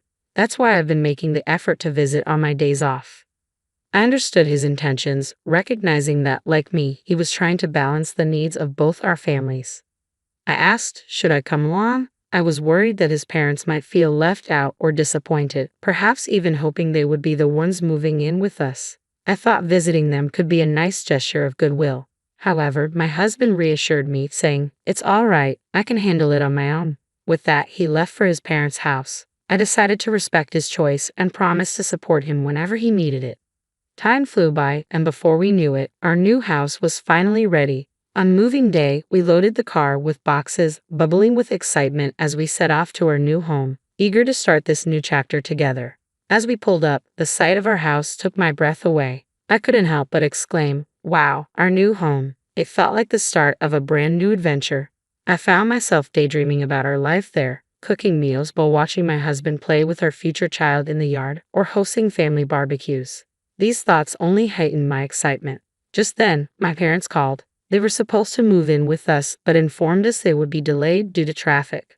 They urged us to start settling in, but I insisted, we'll wait for you. I planned to share this sentiment with my husband, but to my surprise, his parents showed up unexpectedly. I stared in disbelief as they got out of their car, all smiles, and approached us. Look at this magnificent house. It's impressive enough to show off to our friends. They exclaimed. Yes, it's the house that Jesse and I carefully planned, I replied, feeling a mix of pride and unease. Tiffany, you have excellent taste, my mother-in-law complimented. Well, I suppose, I replied, unsure of how to navigate this unexpected visit. I can give her credit for that, I said, managing a thankful nod. To my astonishment, they began unloading a substantial amount of luggage from their car. Baffled, I quickly asked, mother-in-law, father-in-law, why do you have so much stuff? What are you planning to do? Their reply completely caught me off guard. What do you mean? We're moving our things into this house, they said. You're planning to live here starting today? I asked, my disbelief and frustration mounting. Yes, but you'll need to ask your parents to leave, they continued. Why are you doing this? I inquired, my voice tinged with disbelief. My mother-in-law then explained. As a new bride, it's customary to prioritize your husband's family. The unexpected twist left me struggling to reconcile the joy of our new beginning with the sudden challenge of balancing family expectations against our carefully laid plans. Feeling overwhelmed, I turned to my husband for support as his parents declared they should be the ones moving into the new house. Taking a deep breath, he said, just let your parents know gently. I felt a rush of disbelief. This house was intended for me and my parents. I can't accept this decision, I protested. His response came with visible irritation. Didn't my mom just explain that it's natural for a wife to prioritize her husband's family? We can address your parents' situation later. I was stunned. It was painfully clear that my husband was either heavily influenced by his parents or shared their views, which were now glaringly apparent. Come on, help with the moving, he urged as his parents began unloading their belongings, despite the fact that my parents and I hadn't even set foot inside the house yet. Oh, how wonderful. The interior is just splendid, they exclaimed, eagerly exploring the space. I confronted them. Do you even know whose house this is? They looked at me, clearly taken aback. After a brief pause, they turned to face me and asserted, whose house? Of course, it's Jess's house. Are you suggesting you have a claim to it? I was taken aback by their confidence. Since you and Jesse are living here and he's put so much into building this house, you have no right to make any claims without letting us explain first. It seemed my in-laws had jumped to conclusions and were quick to blame me, indicating that my husband hadn't shared the full details about our financial contributions to the house. Why would your parents live in Jess's house in the first place? They questioned. Yes, it's strange. Poor Jesse having such a demanding wife and parents, they added scornfully. I reached my breaking point. Why am I being criticized for their misunderstandings? If you intend to live here, then Jesse should compensate for the amount spent, I argued, feeling my frustration boil over. I've contributed to this house, I asserted, facing their disbelief. How much are you claiming to have paid? It must be a small amount, maybe $100, they mocked. My husband, looking uncomfortable, remained silent. I turned to him, challenging him. Are you being honest? How high and mighty do you think you are? He hesitated, unsure of what to say next. What are you insinuating? My mother-in-law demanded, her tone authoritative. Noticing my husband's reluctance to address the situation, I decided to clarify things once and for all. I paid for this house entirely with my savings. If you plan to live here, I expect repayment of $460,000 for the cost of the house. My in-laws were visibly shocked, their mouths hanging open and their eyes wide with disbelief. They quickly turned to my husband for confirmation. Jesse, is this true? Did Tiffany buy this house? They asked, struggling to grasp the reality of the situation. My husband nodded slightly, affirming, yes, Tiffany bought the house. She was promoted recently and now earns more than I do. He then admitted something more personal. Even though I've been working for a long time and graduated from a prestigious university, I made a significant mistake at work. I can't be promoted and even took a pay cut. Now I'm earning as much as a new employee. The room fell silent as they processed this news. They never imagined Jesse would be in such a situation. After a moment of stunned silence, their attitude toward me shifted dramatically. Tiffany, we're truly sorry for our earlier comments. We misunderstood everything. Please forgive us and let us stay in this house, they pleaded, their tone full of regret. My husband joined in, bowing deeply. Please, it's my fault for not telling you sooner. Let us stay here with you. Their sudden change in demeanor and plea for forgiveness left me completely taken aback, despite their apologies. I stood firm. No matter how much you plead, I can't accept this. I built this house to live with my parents. If that's not possible, there's no point in keeping it. If you want to live here, you'll need to pay me $460,000. We don't have that kind of money, they replied, their faces falling. Then it seems you'll need to find somewhere else to go, I said, resolute in my decision.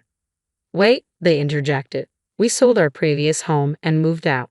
As my in-laws realized they could potentially be evicted from our new house, they became desperate. Tiffany, please let us stay. Your parents can live with us too, they pleaded. The thought of living under one roof with both sets of parents seemed unmanageable to me. I can't agree to that. If you sold your house, you must have some funds left. Why not use that to find a flat? Tears welled up in their eyes. The truth is, we lost a significant amount in a bad investment. The money from selling our house and our retirement savings went toward paying off that debt.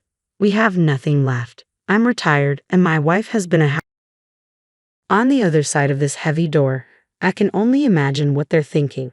Perhaps they're questioning my sanity, feeling quite unsettled by my absence. But their concerns are lost on me, and I have no interest in seeking their approval. With a cheerful grin, I waved at the trio of anxious figures beyond the door and called out, "Good luck making your way back safely." My name is Karen, a 32-year-old newlywed. Not long ago, my husband and I celebrated our first anniversary, and while we haven't started a family yet, I cherish this chapter of our lives. Before tying the knot, I adored embarking on solo day trips by train whenever I had a free day. My friends often asked if I didn't feel lonely traveling alone. but I discovered a unique joy in wandering at my own pace, free from a strict itinerary. Though there was a hint of solitude, the thrill of exploration always outweighed it.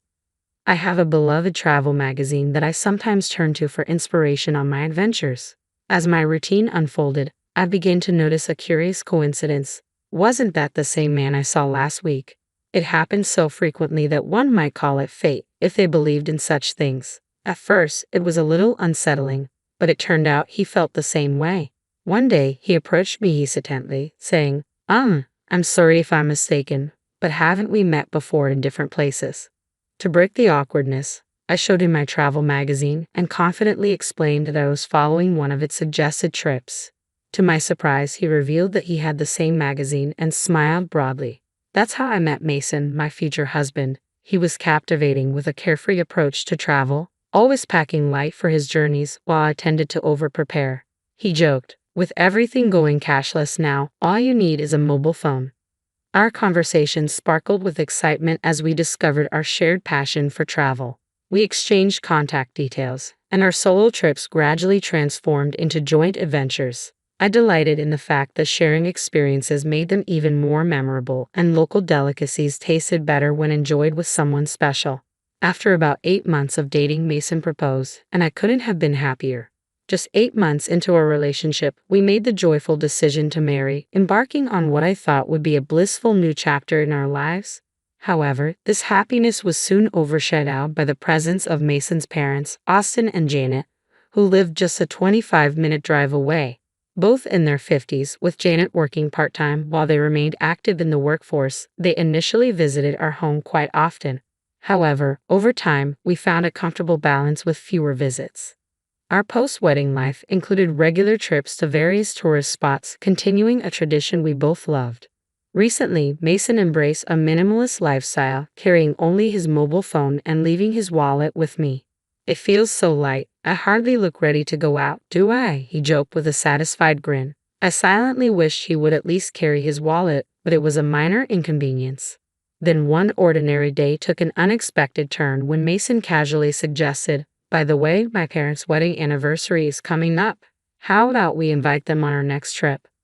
I felt a sudden tightness in my chest at the suggestion, but I forced a smile and replied, "Yes, that sounds great. We haven't seen Janet and Austin recently anyway." Mason, oblivious to my discomfort, didn't notice the strain in my expression. The next day, when I called his parents to extend the invitation, they were thrilled. I guess I have to give it my best shot, I thought, bracing myself. Honestly, I find it challenging to be around my in-laws. They aren't unpleasant people. We just don't seem to mesh well. I'm quite reserved and prefer calm environments, while they are the epitome of high energy, which can be overwhelming for me. The first time I met them, their boisterous enthusiasm took me by surprise. "Nice to meet you. I'm Mason's mom, and this is his dad," they declared with the gusto of stand-up comedians, causing me to tense up involuntarily. Later, when the four of us, Mason, his parents, and I, went out for dinner, they chose the restaurant. I wondered if it was one of their favorite spots, given their enthusiastic choice. When we arrived, I was greeted by the sight of an all-you-can-eat buffet. The idea of meeting their son's girlfriend for the first time in such an informal setting made me chuckle to myself. "We've been so anxious today that we haven't eaten anything since this morning," Janet exclaimed, her beaming smile seemingly immune to any nerves. "That's right, we need to get our money's worth," Austin chimed in, revealing the true reason behind their skipped breakfast.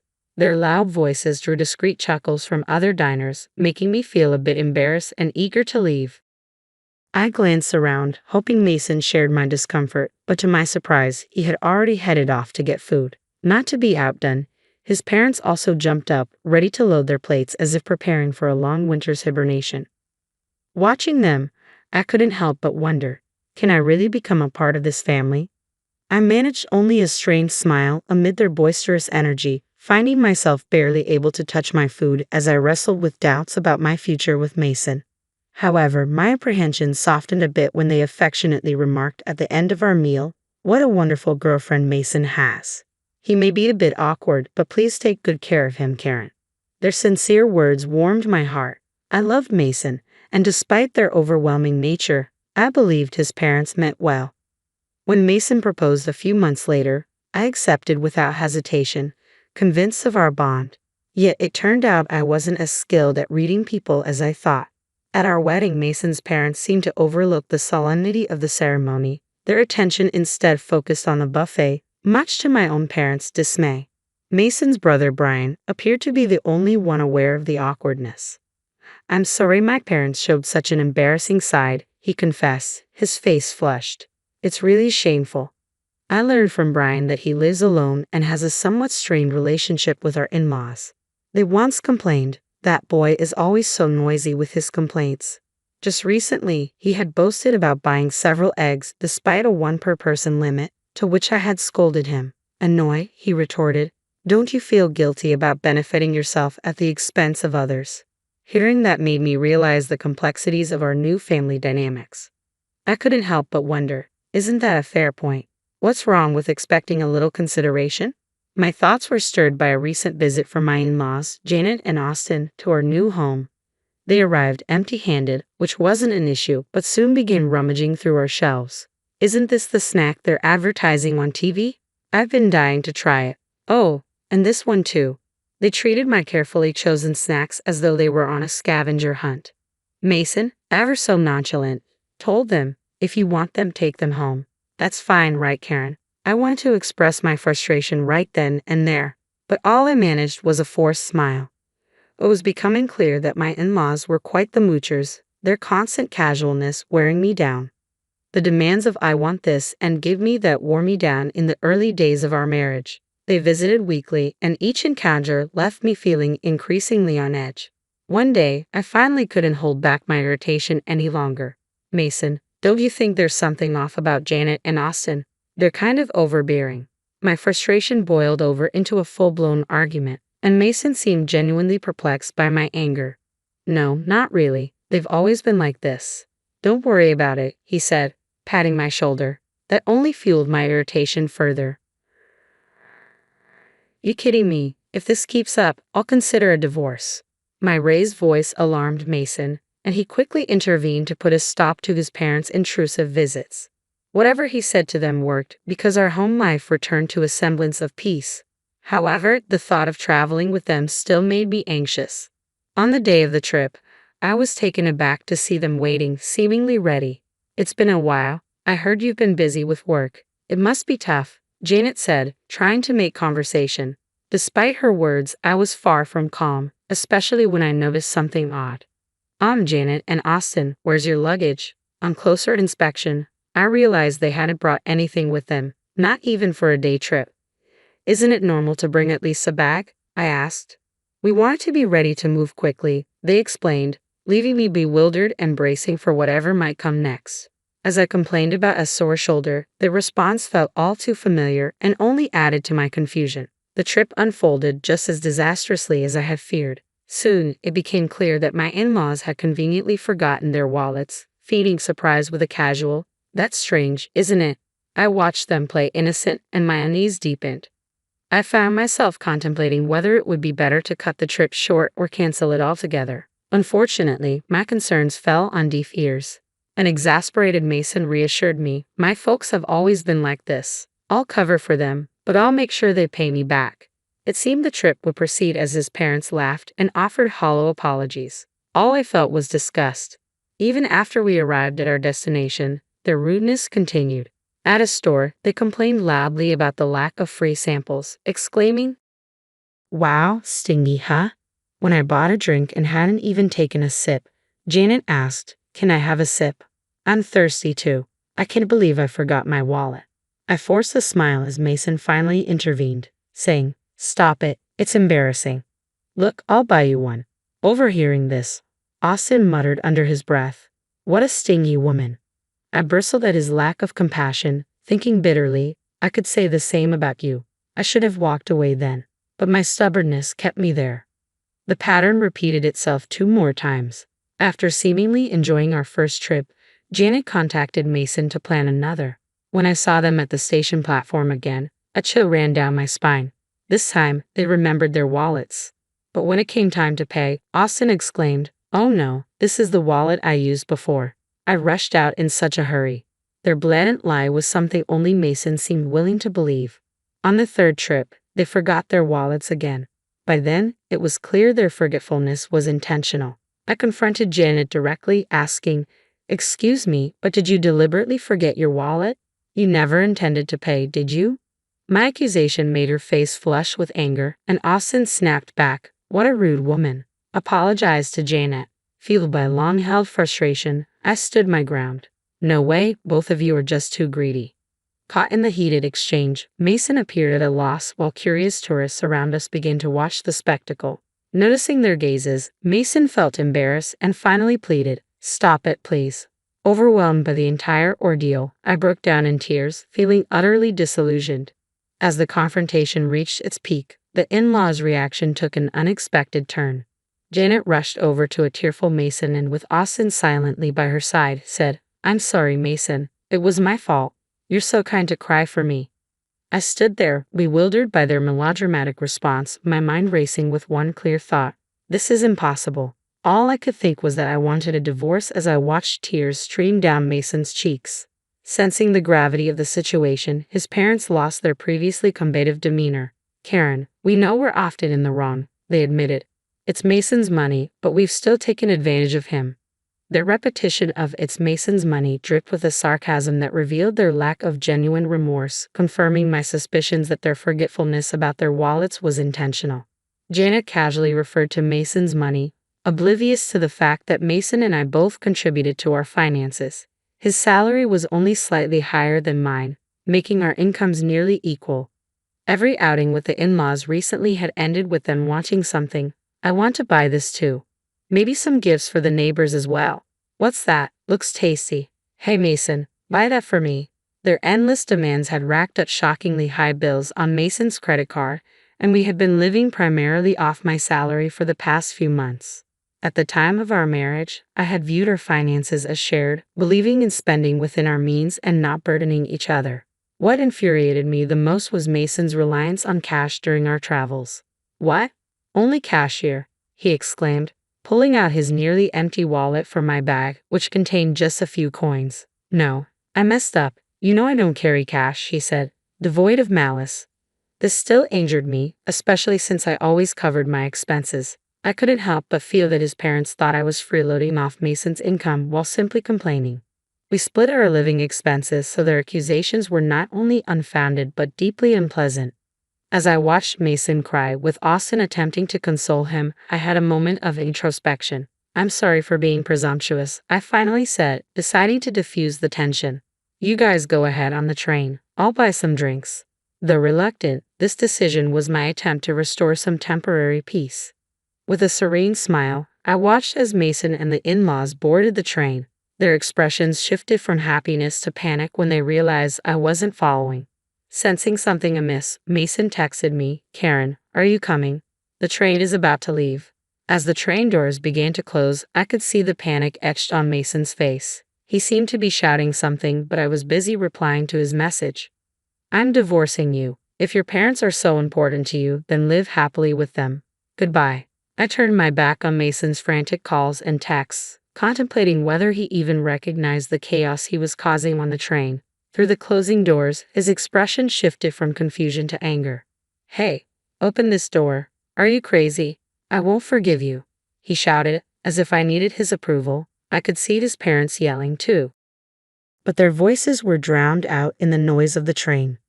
Smiling at the bewildered trio, I muttered to myself, "Let's see if you make it back safely. Good luck." The train pulled away swiftly, vanishing from sight. As it departed, I felt a mix of relief and defiance.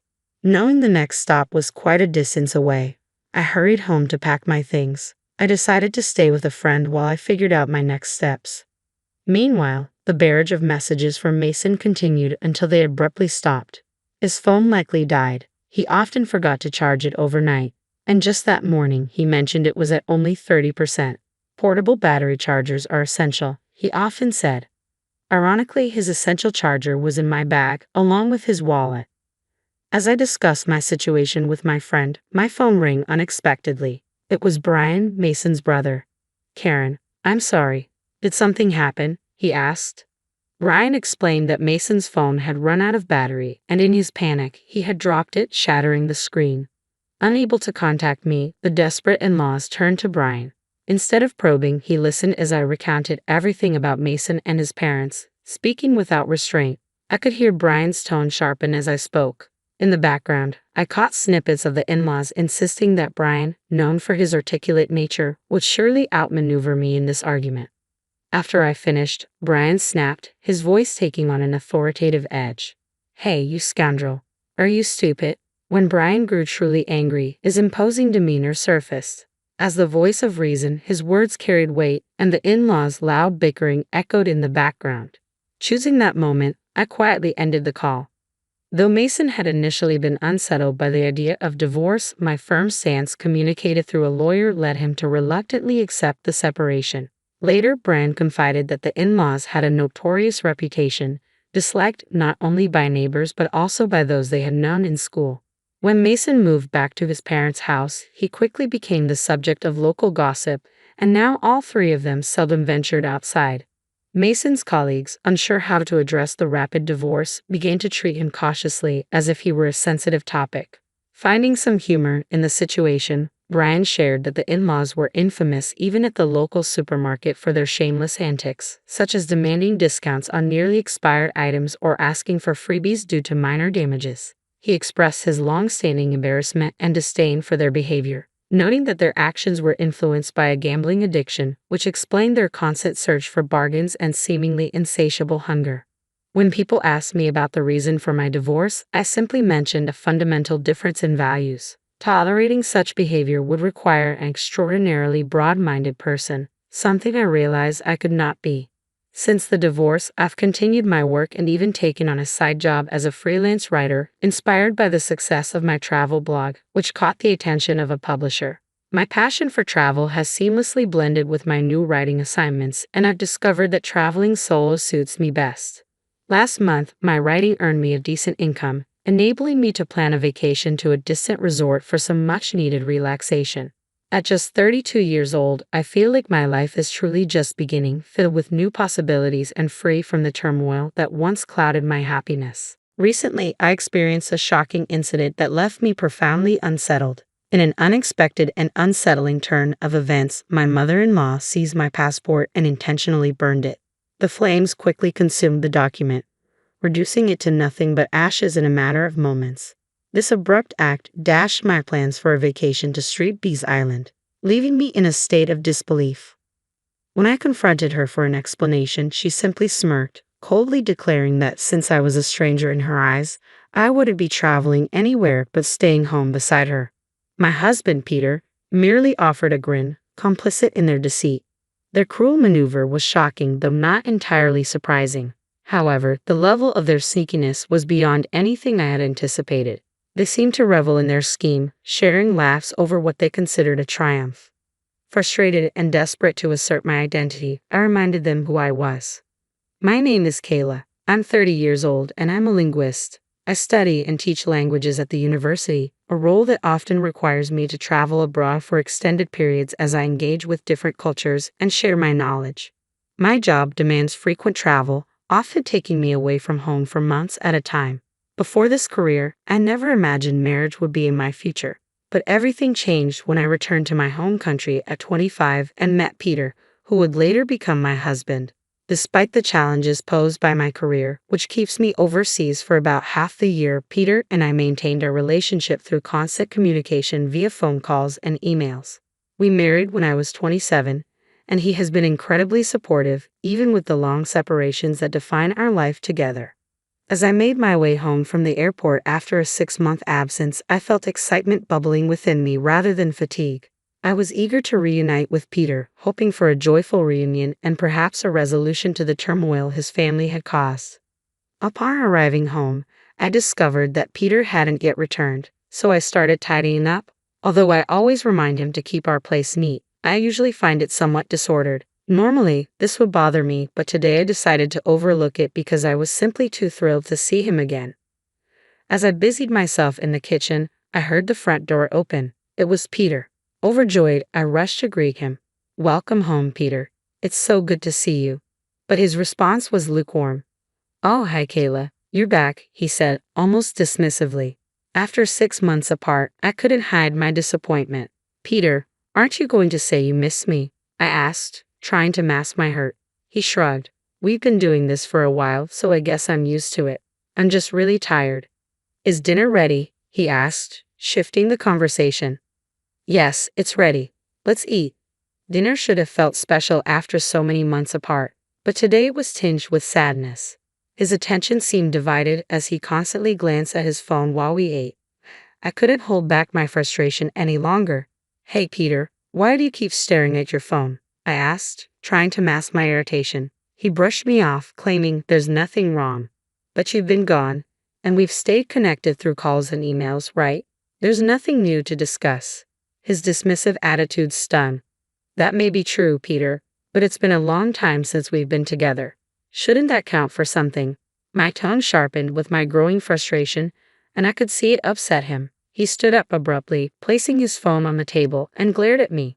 You just came off a plane, but I'm exhausted from work, he snapped, and his words cut deep. I'm tired too. I came straight here after work. Don't talk to me like that, I retorted, my voice rising. I didn't ask you to rush home. You chose to come back immediately, he replied coldly. His words felt like a slap in the face, but I needed to express how I felt. You don't have to say it like that. Despite everything, I missed you. For a moment, we both paused, the weight of my words hanging heavily between us. After months apart, I had returned only to find the atmosphere chillingly tense. Peter's reception was colder than I had expected. As we sat down for dinner, he blurted out, I didn't ask you to rush home. If you're going to act like this, maybe you shouldn't have come back at all. You're being annoying, Kayla. Frustrated, he slammed his hand on the table and stormed out of the room, leaving his dinner untouched. Alone and confused, I wondered why he was acting so cold. I had eagerly anticipated our reunion, but it felt like I was the only one excited. What was the point of coming home early if it only ended in disappointment? Tears spilled onto the table as I sat there, the joy of our reunion overshadowed by a sinking feeling of dread. The next morning, the tension still lingered. When I greeted him with a good morning, he shot me a frosty look and said bitterly, I envy you. You get to relax at home all the time while I'm stuck working. That's not true, I replied, trying to correct him. I have a lot of work too, summarizing our activities, preparing for the next training session. It's more work than you think. He dismissed my efforts with a wave. Sure, but you can do it from home. I wish I had a job where I could take half the year off. Enjoy your time at home, princess. Stunned by his sarcastic tone, I watched as he left the house without another word. We had argued before, but he had never been this cutting. His sarcasm left me puzzled and worried about the growing rift between us, and I found myself pondering what might help mend our relationship. I busied myself with household chores, vacuuming and changing the linens when my phone rang. It was my mother-in-law. A sense of unease washed over me as I answered, Hello, Kayla here. Hi, Kayla. It's been a while. I heard you're back home and had a rough day yesterday, she said, her tone casual. Yes, that's right, I replied, unsure of where this conversation was headed. And I also heard you upset Peter, she added, her voice taking on a sharper edge. He was quite angry. Her words added to my confusion and worry, leaving me questioning how I could bridge the growing gap between Peter and me since my return. Then, during the call, my mother-in-law's suggestion caught me off guard. Now that you're back, how about we plan a family trip? She proposed. Before I could process the idea, she continued. I was talking with my husband about going to Street Barks Island, and Peter mentioned he wanted to join us. You used to travel abroad, right? Could you help us with hotel reservations and other arrangements? Her request felt loaded. It was clear from her tone that she didn't relish the thought of traveling with me but saw an opportunity to leverage my travel experience. My relationship with her had always been strained. She had never hidden her disdain for me, especially since our first meeting at the wedding reception, where her sarcastic attitude had made a lasting impression. Even after 3 years of marriage, her views hadn't softened. When I was working abroad, she often sent stinging messages questioning my commitment as a wife. How can you be a wife and stay away from home for months? If you don't take care of the house, I'd rather my son marry someone else. It was a mistake to let him marry you. Those memories made me apprehensive about her proposal. It felt as if I were being used merely to facilitate their travel plans, a task that seemed far more appealing to her than enduring her usual critiques. I was frustrated with myself for my inability to decline, even though I knew I was being manipulated. A few hours later, Peter returned from work in a noticeably better mood than before. He dropped his briefcase on the sofa, flashed a wide smile, and said, "Mom called, didn't she? We can go on a trip to Street Barts." "Yeah, I heard," I replied cautiously. "But you're not thinking of turning it down, are you?" "Mom wants you to come with us," he pressed, his enthusiasm making it even harder for me to express my reservations. I understood his desire for me to be involved, but the dynamics made me uneasy. How could I navigate this situation without escalating tensions or feeling even more used? As the conversation about the family trip continued, I tentatively suggested, "Why don't you just go with your mom and dad as you originally planned?" The moment those words left my lips, Peter's demeanor shifted dramatically. He clicked his tongue, and his voice turned more threatening. "You need to understand your role here. The only time you're useful to us is when we're traveling." His words stung. "You don't have to talk to me like that," I protested. "It's true, isn't it?" he shot back, undeterred. "Anyway, you'll handle all the flight and hotel bookings, and everything should be in my name." "But Peter, you're going to pay for the whole trip," I clarified, trying to understand our financial arrangement. "What are you talking about? We'll split the cost 50-50. It's a small price to pay to show respect to our parents," he argued, implying that my objection was disrespectful. "And what does that mean? If you've got time to lounge around at home, make the reservations now," he demanded. "This isn't right. I don't want to," I mumbled, my voice barely above a whisper. "What are you mumbling about?" he scoffed, grabbing a beer from the fridge and downing it in one gulp.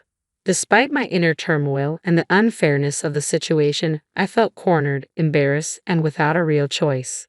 Reluctantly, I proceeded to make all the arrangements for the flights and accommodations for the trip to Street Barts, just as Peter and his mother had insisted. I was set to pick them up at my in-laws' house and head straight to the airport, but a few days before our departure, I found myself restless and unable to sleep. Late at night, I noticed Peter wasn't beside me. I walked to the living room and overheard him on the phone. "It's okay, Mom. I'll be there first thing in the morning as planned. Please handle the passport issue. Anyway, seriously, I'm looking forward to it. I'll make sure to introduce her to you," he said into the receiver. Hearing this stirred a mix of emotions within me. What was supposed to be a family trip was morphing into a series of commands and manipulations, and now there were secrets involved too. I stood there, unsure of how to confront this new revelation.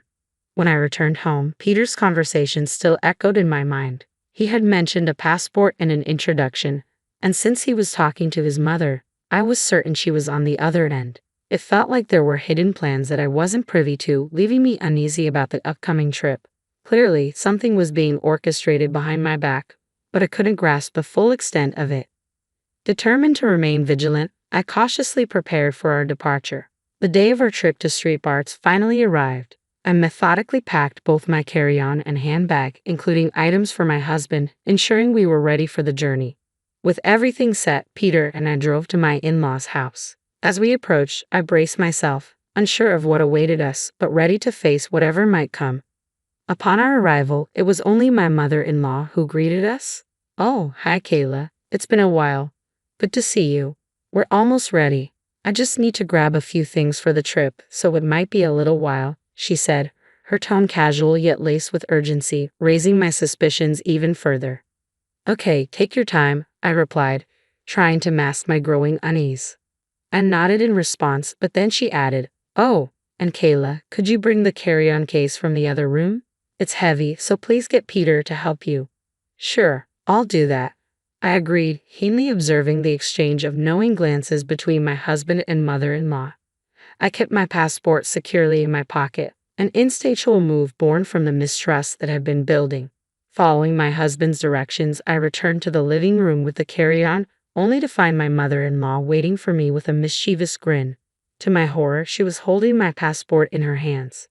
"Now you can't go on the trip to Street Barts," she declared, a smirk spreading across her face. "What do you mean?" I asked, disbelief washing over me. The weight of her words began to sink in. "I'm going to burn this passport right now," she threatened. "What did you just say?" I responded, my heart racing. "I was just using you to handle the trip arrangements," she admitted callously. "You're a stranger here, so you'll be staying behind. Too bad." Her words struck me like a cold slap. The situation was far worse than I had imagined, and the betrayal cut deep. I realized I was not just an outsider in their plans but merely a pawn in whatever game they were playing. The revelation left me reeling, unsure of how to respond to such blatant manipulation and deceit. In a sudden and shocking move, my mother-in-law stormed into the kitchen, lit a lighter, and set my passport ablaze in the sink. The document quickly caught fire, turning to black ashes before our eyes. "We did it," she triumphantly declared. My husband joined in, cheering, "Yeah, Mom, we made it." "No," I interjected, my voice rising. "It's just the three of us on this trip, right? We'll get to meet Peter's new girlfriend when we get back." "I've already set that up," my mother-in-law replied nonchalantly. "We don't need this useless woman anymore." My father-in-law chimed in coldly, pulling out his cell phone to show me pictures of himself with another woman, a satisfied grin on his face. "I'm not divorcing you for the sake of my reputation, but you'll be staying here while we go on our trip. When we get back, I'll move in with her, and you can leave." My mother-in-law laughed mockingly at his words, and their expressions were filled with malice. At that moment, I realized the depth of their betrayal. I realized I no longer belonged in a family like this. Forcing a smile, I asked, "By the way, whose passport is that?" "What are you talking about? It's yours, of course," she replied confidently. "I took it out of your handbag." "My passport is right here," I said, holding up my actual passport from my pocket. "What? No, it can't be," she stammered, her confidence wavering. I showed her my passport, still intact. "Yes, it's my passport. See for yourself." Panic washed over her as the realization dawned. Her face turned pale. "That's not possible," she muttered, her voice trembling. It seemed my mother-in-law had mistakenly believed she had taken my passport from my handbag without checking thoroughly before burning it. "Whose passport did I burn then?" she asked, her voice quivering with fear and confusion. "I guess it was your son's passport that was in there," I suggested. "You burned my son's passport," she gasped, horrified. My mother-in-law turned white as the weight of her mistake hit her. The already strained family dynamics were now irrevocably shaken by her rash actions and the underlying schemes that had come to light. As the chaos unfolded, my husband's fury erupted. "What have you done? I told you to be careful. I only found one passport in her handbag. Who would have thought it belonged to me?" "I don't care. You didn't check properly. And now look what's happened," he shouted. "You're saying it's my fault. If you had checked from the start, I wouldn't have made this mistake," she retorted, her voice rising in defense. Their argument escalated quickly, each blaming the other amidst the turmoil. My husband turned to me, exasperated. "Hey, Kayla, do something." But I refused to be dragged further into their mess. "Seriously, who do you think you are, telling me what to do? You cheated on me behind my back. How dare you both? You and your mother are despicable." "Hey, who do you think you're talking to?" My husband snapped. "I'm talking to you and your awful mother. Don't think I'm just going to let this slide. You're going to pay me back for the affair and all the nasty things your mother has said to me," I declared, my resolve hardening. Just then, my father-in-law appeared, drawn by the noise. "What's going on here?" he demanded. After I explained everything, he was livid. The planned trip was immediately canceled, and the fallout was severe. My mother-in-law faced a divorce while my husband was disowned by his father and banned from returning home. I consulted a lawyer and proceeded with the divorce, demanding alimony from both my ex-husband and ex-mother-in-law. They were required to pay in one lump sum and cover the costs of the canceled trip to Street Nevis Island. Financially unprepared, they had to borrow money to meet these demands. In the end, my ex-husband, now living with his mother, found himself in a tough financial situation. He was also abandoned by the woman he had an affair with. Meanwhile, I used the alimony money to move into a condo and start anew, embracing a life of independence free from deceit and mistreatment. I faced many challenges, but I emerged stronger. Now, I'm loving life, planning to continue my travels, learning about different cultures, and sharing my experiences with the world. At my wedding, a situation unfolded that I could hardly believe. My in-laws, having indulged a bit too much, became the center of whispered gossip among the guests. In a surprising outburst, they confronted me, loudly proclaiming that now that I was married, if I truly wanted to belong to their family, I needed to prove my financial worth. They demanded an additional $5,000 a month, echoing sentiments my father-in-law had previously expressed. The room fell silent. I was left stunned by their audacity, feeling the color drain from my face. Thankfully, my father intervened, taking the microphone. With a firm but calm voice, he addressed them, emphasizing the embarrassment they were causing. His decisive words brought some relief to an otherwise tense moment. My name is Betty Rachel, and I'm a 33-year-old woman engaged to Stephen, a 35-year-old man I met through a friend concerned about my prolonged single status. After losing my mother at a young age, my father took on the role of both parents, working tirelessly to provide for me. This loss deeply affected me, making me guard my emotions closely, and as a result, I rarely dated seriously. Despite my initial reservations about Stephen, his persistent care and respect gradually won me over. He was always a gentleman, and over time, his unwavering support allowed me to open my heart. Dating him brought happiness back into my life, making him incredibly special to me. As my relationship with Stephen deepened, I found myself imagining a future with him, and when he proposed, it felt like the natural next step for us. Stephen had always been incredibly understanding and kind. He would constantly reassure me, saying, "Don't worry, if you ever feel unsure about something, I'll be here for you until you feel better. I love you, Betty. You can always count on me." His words warmed my heart, and I knew I wanted to offer him the same depth of care and commitment. When I shared the news of our engagement with my father, his reaction was one of overwhelming joy. He even shed tears, exclaiming, "Wow, Betty, you're finally getting married. I'm so happy for you." I playfully called him dramatic, but it led to a touching conversation where he revealed his quiet fears that I might never settle down. That moment showed me just how deeply he cared. Thanking my dad felt especially meaningful, knowing how he had raised me on his own. I anticipated that the wedding would be an emotional day for both of us, probably with more tears from him, given how emotional he was now. With our engagement set, Stephen and I began the hectic journey of wedding planning. Balancing our demanding jobs with wedding preparations meant our weekends were packed, leaving little time to rest. But we managed to keep our spirits high, excited for the special day ahead. One of the most anticipated moments was finally meeting Stephen's parents. Although Stephen had already met my father shortly after the proposal, scheduling conflicts had delayed my introduction to his parents. Finally, a visit was arranged, and as we approached their house, I was filled with both excitement and nervousness, eager to see how this meeting would go. I felt a surge of nervousness, but Stephen was quick to comfort me. "Don't worry, my parents are very kind," he assured, helping ease my anxiety as we stepped into what would be a significant new chapter in our lives. When I rang the doorbell at Stephen's family home, his mother greeted us. "Mom, I'm home," Stephen announced cheerfully. She responded with a warm smile, "Welcome home, Stephen. It's so good of you to come." As she engaged in light conversation with her son, I introduced myself politely. "Nice to meet you. My name is Betty, and I'm Stephen's fiancée." Her demeanor shifted subtly as she turned to me, her voice dropping from the cheerful tone she used with Stephen, her smile fading. "So, you're Betty," she said, giving me a long, scrutinizing look that felt more like judgment than a greeting. She led us into the living room, and her cool attitude persisted. "Betty, I'm curious, what do you bring to the table? Stephen is our treasure, our only child. If you're going to marry him, you need to be a suitable wife. Are you worthy of him?" she asked sharply, her tone more like an interrogation than a question. I was taken aback by her sudden harshness and struggled to find words.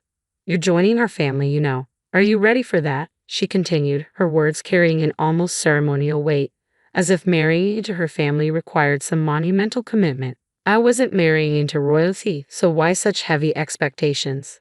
As I pondered how to respond, her patience wore thin. "When I ask you a question, you answer right away. You're so rude," she snapped, her voice rising. Despite feeling overwhelmed, I managed to respond. "I hope that Stephen and I will support each other throughout our marriage." This answer didn't satisfy her, she retorted. "What a naive thing to say. You're not just going to support each other. It's your job as his wife to support him. You don't even understand the basics," she criticized harshly. At this point, Stephen's father, who had been quietly observing, stepped in. "Honey, calm down," he interjected gently, turning to me with an apologetic smile. "Sorry about that, Betty. You must have been startled by my wife's words."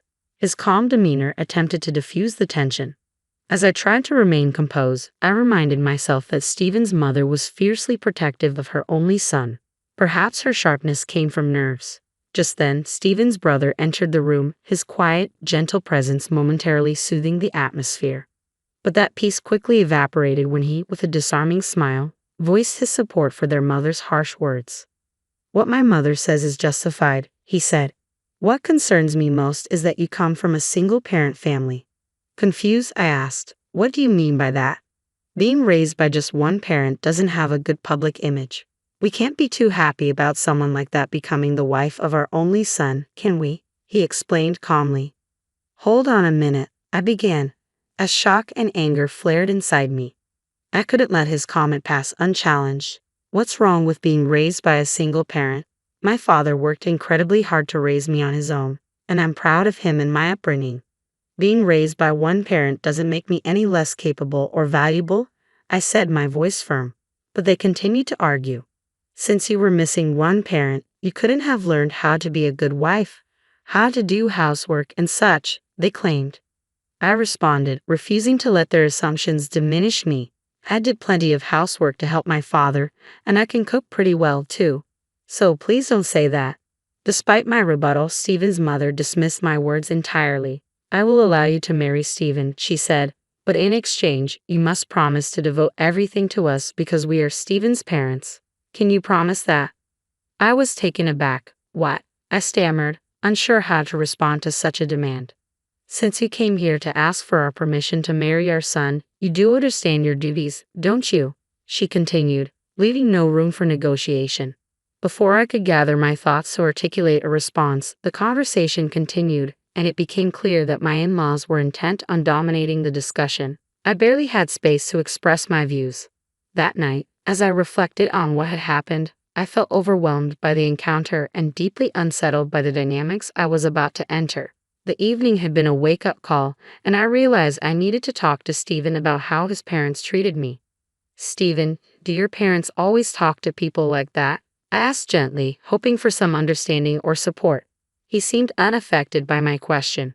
"What about it?" he replied, clearly not seeing the issue. I tried again, carefully explaining my concerns. "Well, the way your parents spoke to me, and what they said, doesn't that seem unfair?" Stephen shrugged it off. "Oh really? They were just making sure you're ready for the marriage." I understood that his parents were concerned for their son's future, but their approach had felt excessive. It was troubling that Stephen didn't seem to see it the same way. "I get that your parents are worried, but it felt like too much," I pointed out carefully. "Really? Why is that?" Stephen asked, his tone neutral. "They didn't say anything wrong. Besides, they gave us their blessing to get married, so don't worry about it." His response troubled me. It seemed he was more in line with his parents' views than with understanding my feelings. Sensing my unease, Stephen wrapped his arms around me in a reassuring hug. "Betty, you don't have to worry so much," he said softly. "My parents are just a little upset because their only son is getting married." Though his words were meant to comfort, they only confirmed that he didn't fully grasp my concerns. "It's all going to be fine. Don't overthink it. I'm sure they just want what's best for us. They want us to be as good of a couple as they are. That's why they were a bit harsh," he added. "Oh," I replied, still feeling unsettled. Stephen seemed to think his parents' high expectations were normal, but I couldn't shake the feeling that it wasn't right for them to judge me simply because I was raised by a single parent. I didn't believe that people who expressed such views were truly supportive partners. We are the ones getting married, I thought, and our focus should be on our love, not their approval or disapproval. Although I was upset, I decided not to dwell too much on his parents' opinions. The wedding day soon arrived, and the venue was filled with our relatives, friends, colleagues, and even bosses. As I walked down the aisle, my father beside me, the man who had lovingly raised me on his own, I felt a whirlwind of emotions. Stephen and I exchanged our vows and rings, and the room erupted in applause. Despite the challenges, this was our moment, and I was determined to savor it. As Stephen and I walked back down the aisle together, the reality of our marriage sank in, filling me with a joy I had never experienced before. At the reception, the hall was bustling with excitement. Videos of our journey together played in the background, adding a personal touch to the celebration. It was a joyful time, reconnecting with friends I hadn't seen in a while and receiving heartfelt congratulations from so many people.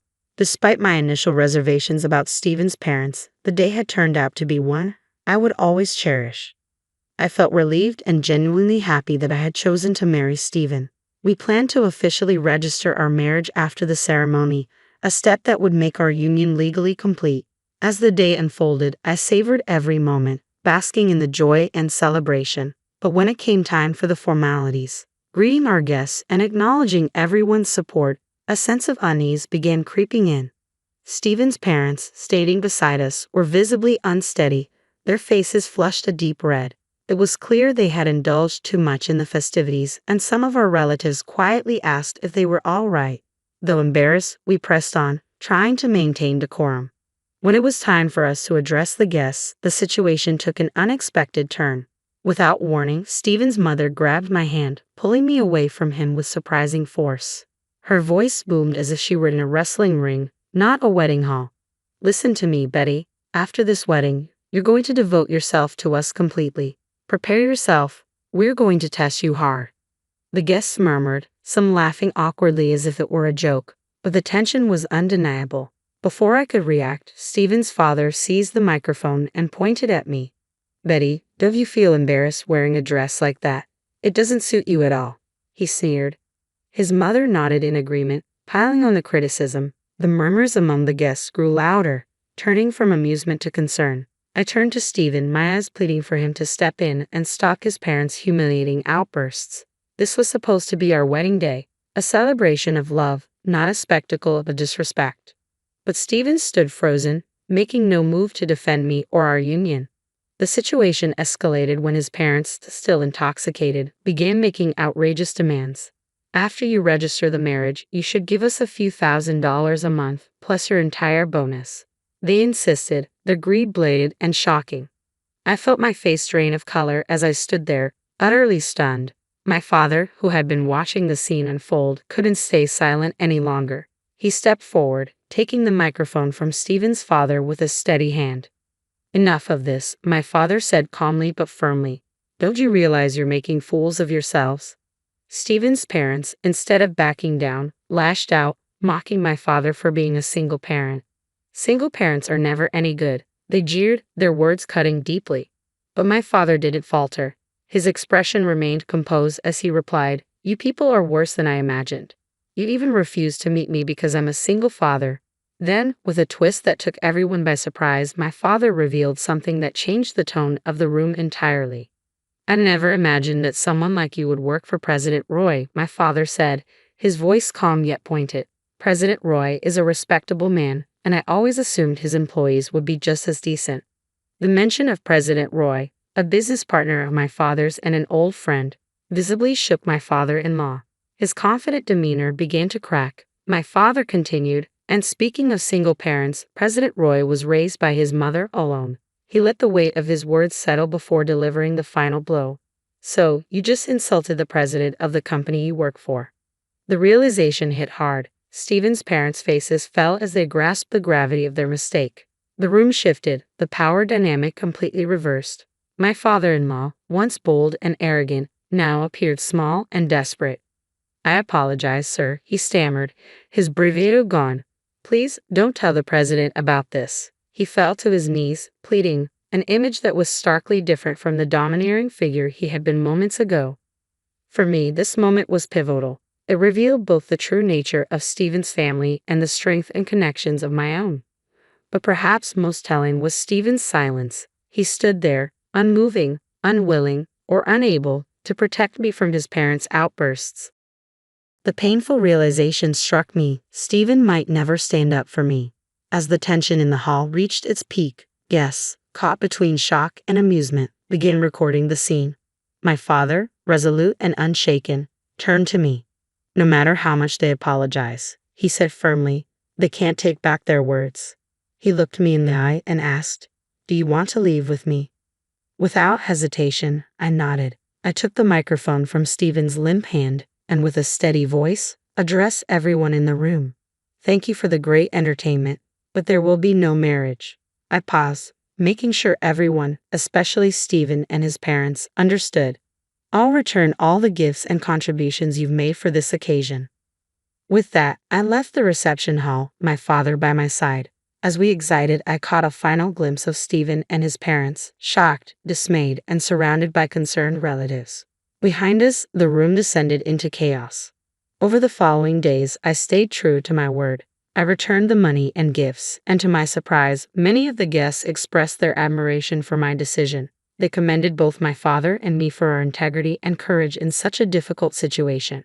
The fallout from the wedding was swift and severe for Stephen. His co-workers, many of whom had witnessed the debacle, spread word of the incident. It not only tarnished his reputation but also highlighted his inability to stand up to his unreasonable parents. Embarrassed and unable to face his colleagues, Stephen resigned from his job. The repercussions extended to his father as well. Word of the incident reached President Roy, and he took swift action. Stephen's father was demoted and reassigned to a remote division of the company, a clear message about the company's stance on integrity and respect. Stephen's family found themselves increasingly isolated within their community, shunned by both neighbors and extended family. Their actions at the wedding had led to a social and professional downfall, a stark reminder that actions have consequences, and sometimes those consequences are unavoidable. In the midst of this chaos, my life began to take a new direction. The bond with my father deepened, and we spent more quality time together. One day, he broached a topic that caught me off guard. "Betty, are you interested in running the business?" he asked, his eyes filled with hope and sincerity.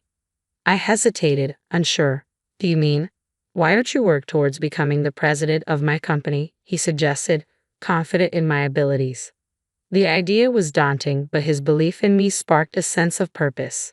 "I'll do my best, I promise," excitement and nervousness swirling inside me. From that moment on, I shifted my focus entirely to my career. Romantic entanglements could wait. I was determined to prove not just to my father, but to myself, that I could excel. I dove into learning every aspect of the business, determined to lead with the same strength and integrity my father had always shown. Looking back on the wedding fiasco, it was clear that Stephen's family had been unreasonable, turning what should have been a joyous occasion into a spectacle.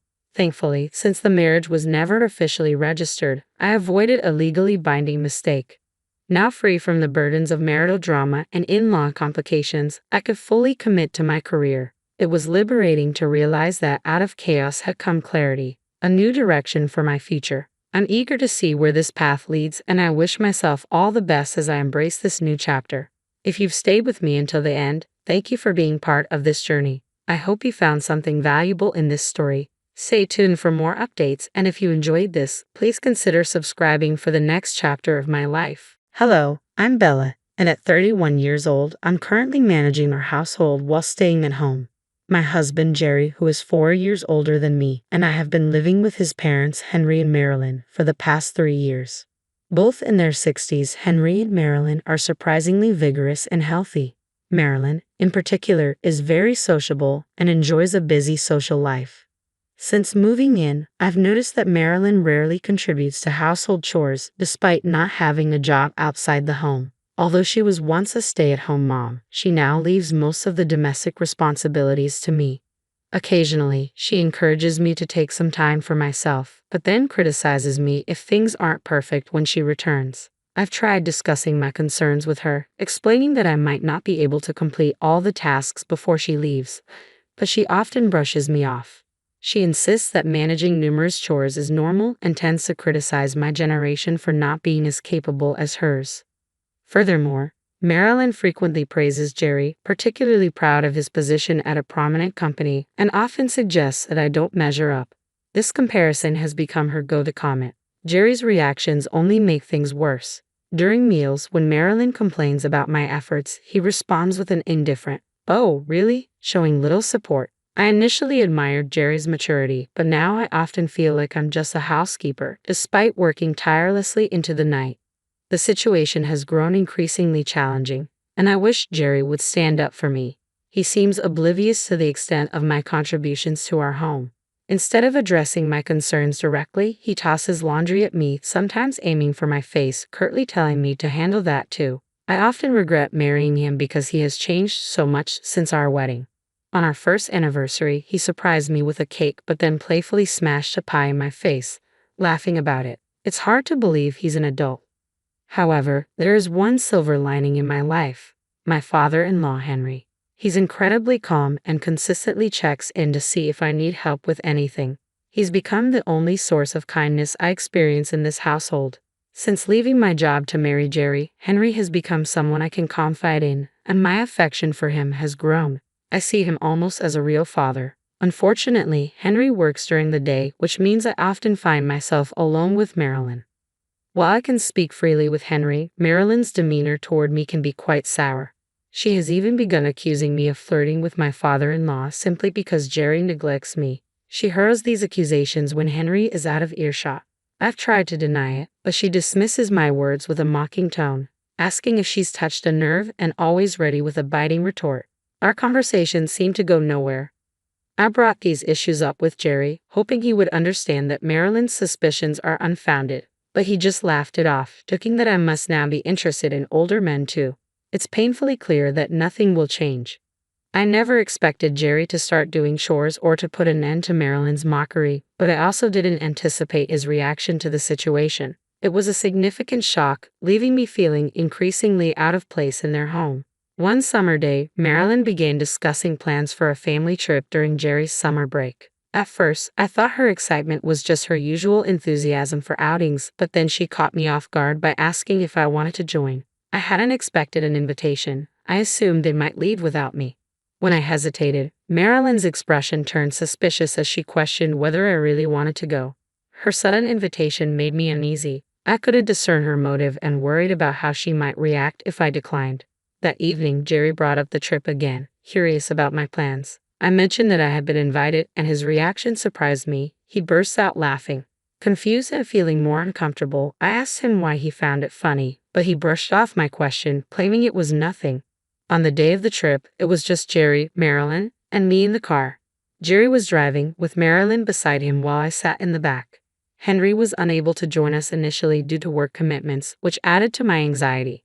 Midway through our drive, Marilyn inquired if I had withdrawn money for the trip. When I confirmed that I had taken out a few hundred, her pleased reaction struck me as odd. As we continued driving, I noticed we had bypassed the inn where we were supposed to stay. Did we just pass the inn? I asked. Jerry responded vaguely, mentioning there was a tourist spot ahead, and that we would check in after visiting it. His smile didn't reach his eyes, and a sense of foreboding washed over me. The further we drove, the lusher and more isolated the scenery became.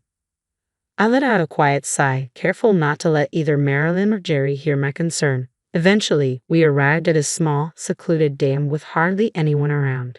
Marilyn suggested we get out and stretch our legs, while Jerry reminded us not to leave anything valuable in the car. I followed their instructions, stepping into the unfamiliar surroundings, still trying to make sense of the day's unexpected twists. As I got out of the car and shut the door, I noticed Marilyn and Jerry hesitating, pretending to fiddle with something inside the vehicle. Then, I heard the click of the locks engaging. The windows were left only slightly open, and suddenly Jerry burst out laughing. Confused, I asked, "What's going on? Are we staying here for the night?" A surge of anger towards Marilyn welled up within me, but I managed to keep my composure. "What do you mean?" I replied, striving to maintain my cool. "You walked right into that one, didn't you?" Jerry said, laughing so hard he had to clutch his stomach. Realization hit me like a wave. My wallet and cell phone were still in the car. Everything had unfolded exactly as Marilyn and Jerry had planned. "Have fun out here, Bella." Marilyn sneered mockingly. "Maybe you can eat some grass and sleep under the stars." Jerry, still holding my wallet, rifled through it before rolling up the window. Their laughter faded as they drove off, leaving me stranded. Standing alone, I felt the heat of humiliation wash over me, and I muttered to myself, "Well, this is just great." Despite the sweltering heat and the risk of dehydration, I surprisingly didn't panic. About an hour later, I found myself in the lobby of the inn where we were originally supposed to stay. "Why are you here?" Jerry exclaimed, shocked to see me as he entered the lobby. "Are you a ghost? Did something happen at the dam?" He looked utterly bewildered, while Marilyn appeared to be on the verge of fainting, eyeing me nervously. For a moment, I considered playing along and pretending to be a ghost just to tease them, but I decided against it. "I'm not a ghost," I said, holding up the key to my room. "I'm staying here tonight." I had already dropped off my luggage when Jerry, clearly agitated, struggled to make sense of the situation. He accused me of taking the key to their room without permission. "What are you doing?" "Give it back," he demanded, reaching aggressively for the key. This time, however, I was prepared for their antics and stood my ground, ready to confront whatever came next. Just then, a man stepped forward and firmly grasped Jerry's hand. "Sir, please refrain from causing a disturbance here," he said with authority. He was about the same age as Henry but taller and more muscular, which made him appear more commanding than my slightly overweight husband. "Who are you? Are you staff here? You can't just interfere with a guest like this. I'll sue you for assault," Marilyn shouted at the man who had intervened. "I apologize for not introducing myself earlier. I'm the owner of this inn," the man replied calmly. At this revelation, Jerry quickly released my hand. I recognized the owner immediately. I had visited this area with friends during a summer break in college. It had been an incredibly hot day, and we got lost on our way to our accommodation. During our ordeal, we stumbled upon a girl collapsed on the side of the road. Kelly, the owner's daughter. We immediately called for an ambulance and stayed with her till help arrived. The next day, the owner visited us at the inn where we were staying and thanked us profusely. "You saved my daughter's life. Thank you so much," he had said. He even extended an invitation for us to stay with him next time we were in the area, saying we wouldn't have to pay. Since then, my family and I had visited the inn several times, so I knew the owner quite well. As he addressed my husband and Marilyn, he remained polite, but I could sense an undercurrent of anger in his demeanor. In fact, both the owner and I were aware of Marilyn and Jerry's scheme from the beginning. 3 weeks ago, feeling suspicious about their sudden invitation for a trip, I had decided to set up a voice recorder in the living room. I had strategically placed the recorder to capture conversations when my husband and Marilyn thought they were alone, like when I was taking a bath or doing laundry. When I stumbled upon their plan, it was utterly shocking. I heard my husband and Marilyn plotting in a recorded conversation. "Let's ditch Bella somewhere. It would be hilarious. How about near that gym an hour's drive from the inn?" Realizing the gravity of their scheme, I immediately contacted the owner of the inn to inform him about what was unfolding. The owner was livid upon hearing this. Having once experienced his daughter collapsing from the heat, he felt a personal connection to my predicament and was even more disturbed by their callousness. He meticulously arranged my pickup for today, just after my husband and Marilyn's car departed. Interestingly, the driver of the inn shuttle turned out to be Kelly, the very girl we had helped years ago. "I got my license. Let's go for a drive," she exclaimed excitedly. Despite my initial surprise, I agreed, and we chatted happily, even stopping to buy some local specialty ice cream on the way back to the inn. Although I was aware of the plan and that a pickup was coming, I was still worried. However, Kelly, knowing the area exceptionally well, expertly navigated, and we arrived at the inn well before my husband and Marilyn. "You mentioned suing earlier, ma'am," the inn owner said, addressing Marilyn with a stern look. "Yes, I did. It's outrageous to be accused of the opposite," Marilyn snapped defiantly. "I'm sorry, but you're not our guest," the owner replied firmly. "What? Don't mess with us." My husband and Marilyn both lost their tempers simultaneously. "Your reservations have been canceled," the owner stated plainly. "And who do you think you are?" My husband blustered, on the verge of another outburst. But the owner held him back. "Bella did nothing wrong. We can cancel your reservations," he explained calmly. "What do you mean?" my husband demanded. "If you leave a woman alone at a dame of the mountains after stealing her wallet, wouldn't that be a crime?" the owner posed rhetorically, emphasizing the gravity of their actions. "We cannot permit such behavior at our inn." He revealed that he had already called the police. My husband and Marilyn became even more incensed at this revelation. "This is no joke. You can't treat us this way. I work for a respected company," my husband protested, as if his job should afford him special treatment at this quaint mountain inn. Just then, Henry arrived, immediately sensing the tension. "Hey, what's going on here?" he asked, surveying the scene. Marilyn and my husband quickly tried to spin the story, accusing the inn staff of rudeness and claiming they wanted to stay elsewhere. However, when Henry was briefed on the actual events, he became enraged, a sight I'd never seen before. "You idiots," he yelled, clearly embarrassed. "I can't believe we're from the same family," Henry exclaimed, his voice rising in anger. "You two, Get out of here now. My husband and mother-in-law were taken aback by Henry's outburst. Where to? They asked, bewildered. But Henry was resolute. You're disowned. Get out. No, don't make me say it again, he commanded, shoving my husband aside as the police arrived. My husband and Marilyn's faces turned ashen. The owner and I quickly explained the entire situation to the officer, even playing back the recorded conversation. As the reality of their actions sunk in, my husband and Marilyn began to cry. Henry interjected sharply, "Quiet down. You're disturbing the inn." He turned to the officer. "Please take them away." "It's not like that, officer," my husband protested. "We didn't think it would be such a big deal. It was just a prank." The officer's expression hardened. "A prank? Are you serious? Don't you realize that your little joke could have put someone's life at risk, especially your own wife's?" They were scolded harshly, but due to the familial nature of the matter, they weren't arrested. Throughout the ordeal, my husband and Marilyn looked pale and shaken.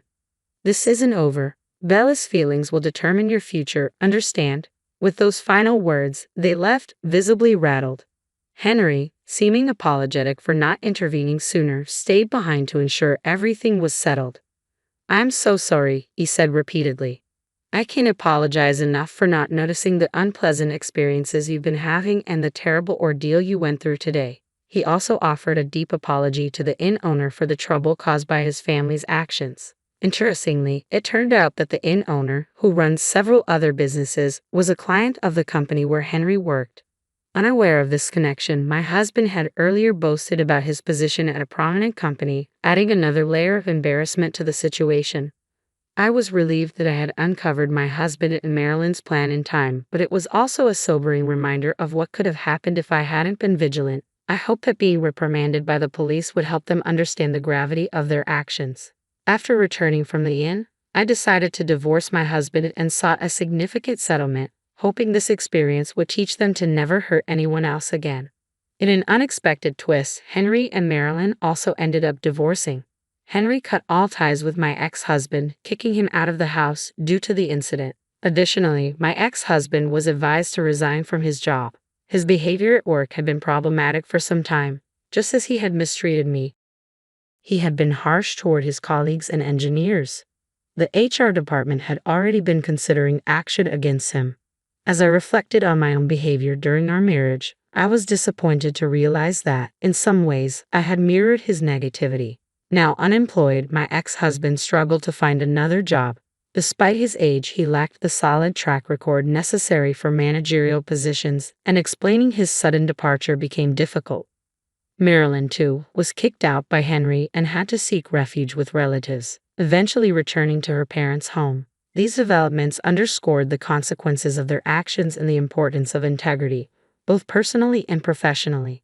Concerns lingered about Marilyn's penchant for spending and traveling, with her relatives worrying she might drain their savings if she stayed with them. Given her good health, it seemed prudent for her to secure a part-time job to support herself and ease their concerns. Meanwhile, I moved out of my in-laws' house and now live independently nearby. I've maintained a friendship with Henry and occasionally seek his advice on work-related matters. This marks the beginning of a new chapter in my life, a shift from managing household duties and raising children to embracing professional opportunities. During my job search, I was contacted by the owner of a company who had heard about my recent challenges. Concerned for my well-being, he offered me a position at his firm, eager to help me find stability. I accepted the offer with gratitude, touched by his kindness. In our conversations, he insisted that his company was the one fortunate to have me, which felt like a full-circle moment, a chance to repay a past favor and now contribute positively. The company he introduced me to is well known and highly regarded for its treatment of employees, a pleasant surprise given my previous experiences. Interestingly, this company operates in the same industry my ex-husband used to boast about, yet it's significantly larger. Everyone at my new workplace has been welcoming, making my daily experiences far more enjoyable than the times marred by marital strife. This fresh start has been invigorating, allowing me to leave the past behind and look forward to a promising future. Hi, I'm Camilla, 30 years old, and I've been married to Patrick for 3 years. We don't have children yet. Our lives took a significant turn after the sudden passing of Patrick's father, Jesse. At the time, we were living in another state, and the news of Jess's unexpected heart attack hit us hard. During the funeral, Patrick's uncle subtly suggested that as the youngest and only son, Patrick should return home to be closer to family and support his mother. A few months later, Patrick told me that he had arranged a job transfer to be closer to his family home. He made the decision on his own and only informed me afterward, which really upset me.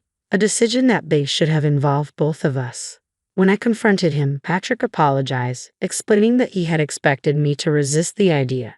He knew that I didn't get along well with his mother, Mary, a feeling that was mutual. When we lived farther away, our visits to his parents were mostly limited to extended holidays, partly due to our work schedules.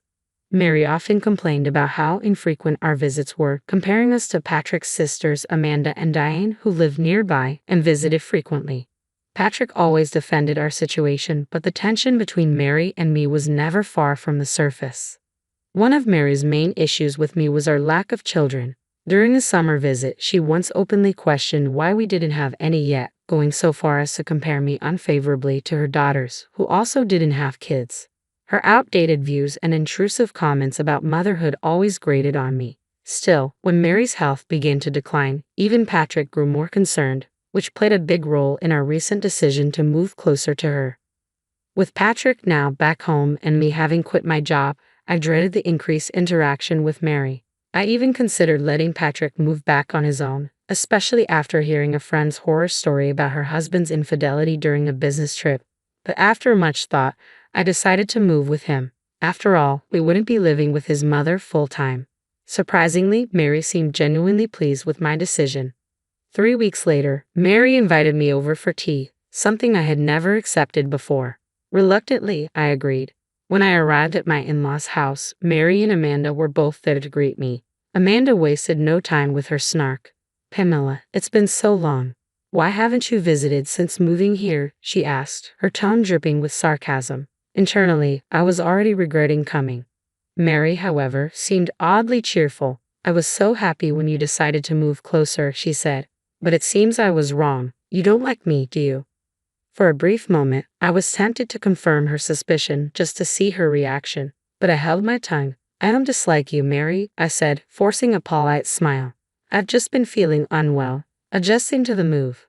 The new environment has been tiring," I explained, which was partly true. I'd been resting at home due to fatigue, and Patrick hadn't even mentioned this visit. Why was I here today, only to endure their harsh words? Mary quickly accused me of disliking her. But wasn't it the other way around? How were we supposed to get along under these conditions? Amanda cut in sharply. "How can you speak to your mother-in-law like that? Apologize to her. Say you're sorry." I braced myself for Mary's anger, but her response caught me off guard. "You're right," she said, her voice unexpectedly soft.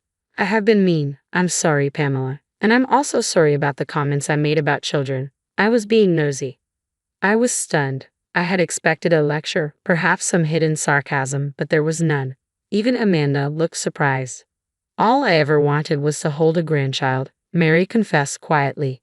She went on to explain that Amanda's husband was infertile, and Diane seemed to be having fertility issues as well. So she had placed her hopes on Patrick and me. Even though I knew about Amanda and Diane's struggles, Patrick and I had our own conversations about children. We were considering it, but it wasn't a decision to be rushed. "Please just give us some time," I replied, bowing my head slightly. Despite everything, I still felt a sense of duty. "I'm sorry," I added, "but do visit us sometime." With that, the tension seemed to dissolve. Mary and Amanda resumed watching TV, sipping their tea as if nothing had happened. "I like this announcer," Mary remarked about a local TV personality. "She's so energetic and bright." Watching them together, I felt a pang of regret. Maybe if I had been more outgoing, things could have been different with Mary and her family. It was a fleeting, somewhat naive thought, but I was relieved to have expressed my feelings earlier. Maybe this could lead to a better relationship between us, I hoped. But that hope didn't last long. Later that evening, Patrick came home, visibly upset. "Mom told me you said you have no intention of getting along," he said, his voice laced with anger. "She was crying, Pamela. What did you say to her?" I was taken aback. Just a few hours ago, he had left with a smile, and now he was accusing me of something completely different. "Patrick, there's been a misunderstanding," I began, trying to stay calm. I told her it's difficult for me to be friends with her given how things have been between us, but I never said I didn't want to get along. He didn't seem convinced. His earlier smile now felt like a distant memory, replaced by doubt. I felt a wave of fear. He fully believed Mary's twisted version of the story. I tried to explain further, but he wasn't listening. Then my phone buzzed with a message from Amanda. After all the effort of moving here, weren't you prepared to make it work? If you're here with us, you need to be a bit more patient. Patrick glanced at me, his expression mirroring Amanda's words. I suddenly felt very alone. I moved here because I wanted to be with Patrick, not to appease Mary and Amanda. I looked him in the eye and said, "It's clear that Mary and the others might never approve of me. Maybe you should consider someone she likes more." The word divorce slipped out before I could stop it, and for the first time, Patrick looked genuinely alarmed. "Wait, hold on. How did we jump to divorce?" he asked, bewildered by this sudden turn. "I just want you to get along better with my family." He couldn't seem to grasp that his family might never truly accept me, which left me feeling equally baffled. But Patrick seemed determined to resolve the misunderstanding. The next day, he came home late from work and told me about his conversation with his mother. She had admitted that there was a misunderstanding and even apologized.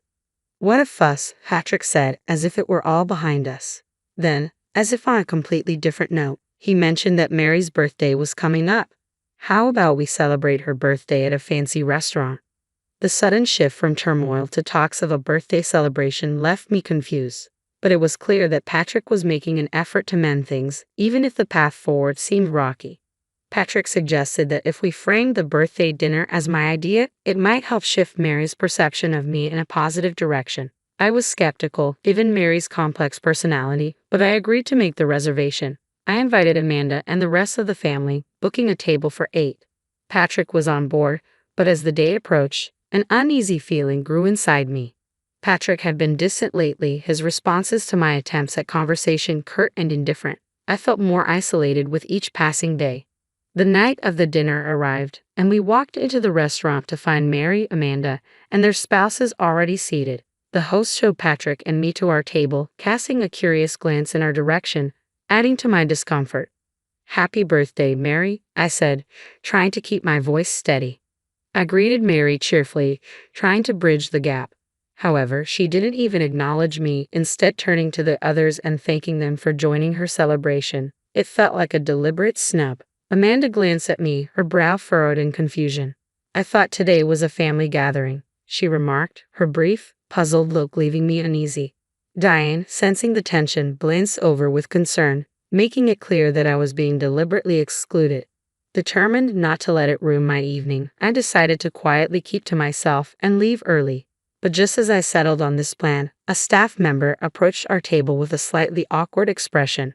"I'm sorry, but the reservation was actually made for 7 people tonight," he informed us.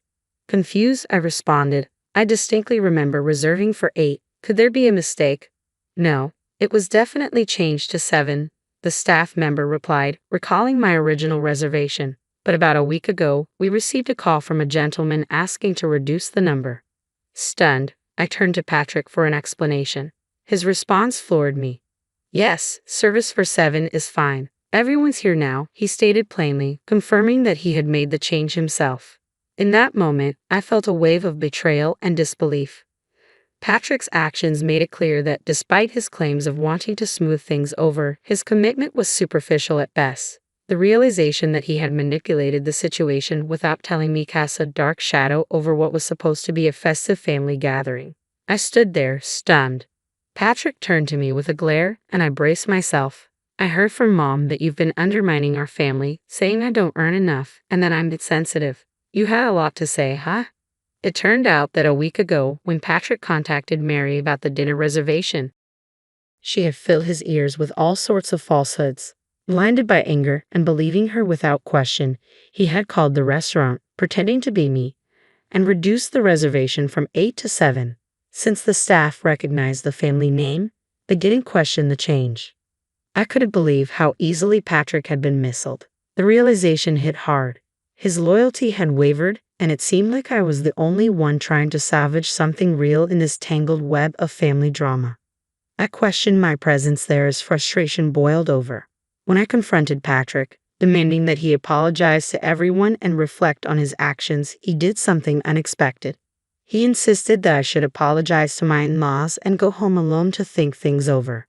Naturally, I refused. I couldn't apologize for things I hadn't said, nor did I need a husband who took his mother's word over mine. Tears of frustration welled up in my eyes. Why had I even followed him here? Seeing my distress, Patrick began to panic, but it was too late. Mary, observing the scene, wore a smug smile, clearly pleased with the chaos she had stirred. I spoke coldly to Patrick. Next time, marry a younger, more docile daughter-in-law. Maybe then you'll have the children and happiness you want. Mary's response came sharp and cutting. Pamela, why don't you go back to your parents' house? A daughter-in-law is ultimately an outsider. I can't see you as part of this family. You're not charming at all, so please leave, quickly. Her words stung, but they also solidified my resolve. I didn't need to be told twice. I'm leaving, with or without your approval. Good luck finding someone who can actually get along with someone as twisted as you, I retorted, turning on my heel to walk out of the restaurant. Patrick stayed silent, his head buried in his hands. As I neared the exit, I heard someone calling my name. It was Diane and her husband. Pamela, wait, Diane called out, her voice strained with distress. I can't stand it anymore. Mom and Amanda, they haven't changed at all. I knew the gossip about you was false. Her words, a rare acknowledgement of truth amidst all the chaos, gave me a flicker of solace. Diane continued, making it clear that she was ready to cut ties with the toxic environment. It was a small gesture of solidarity, but in that moment, it was something I desperately needed.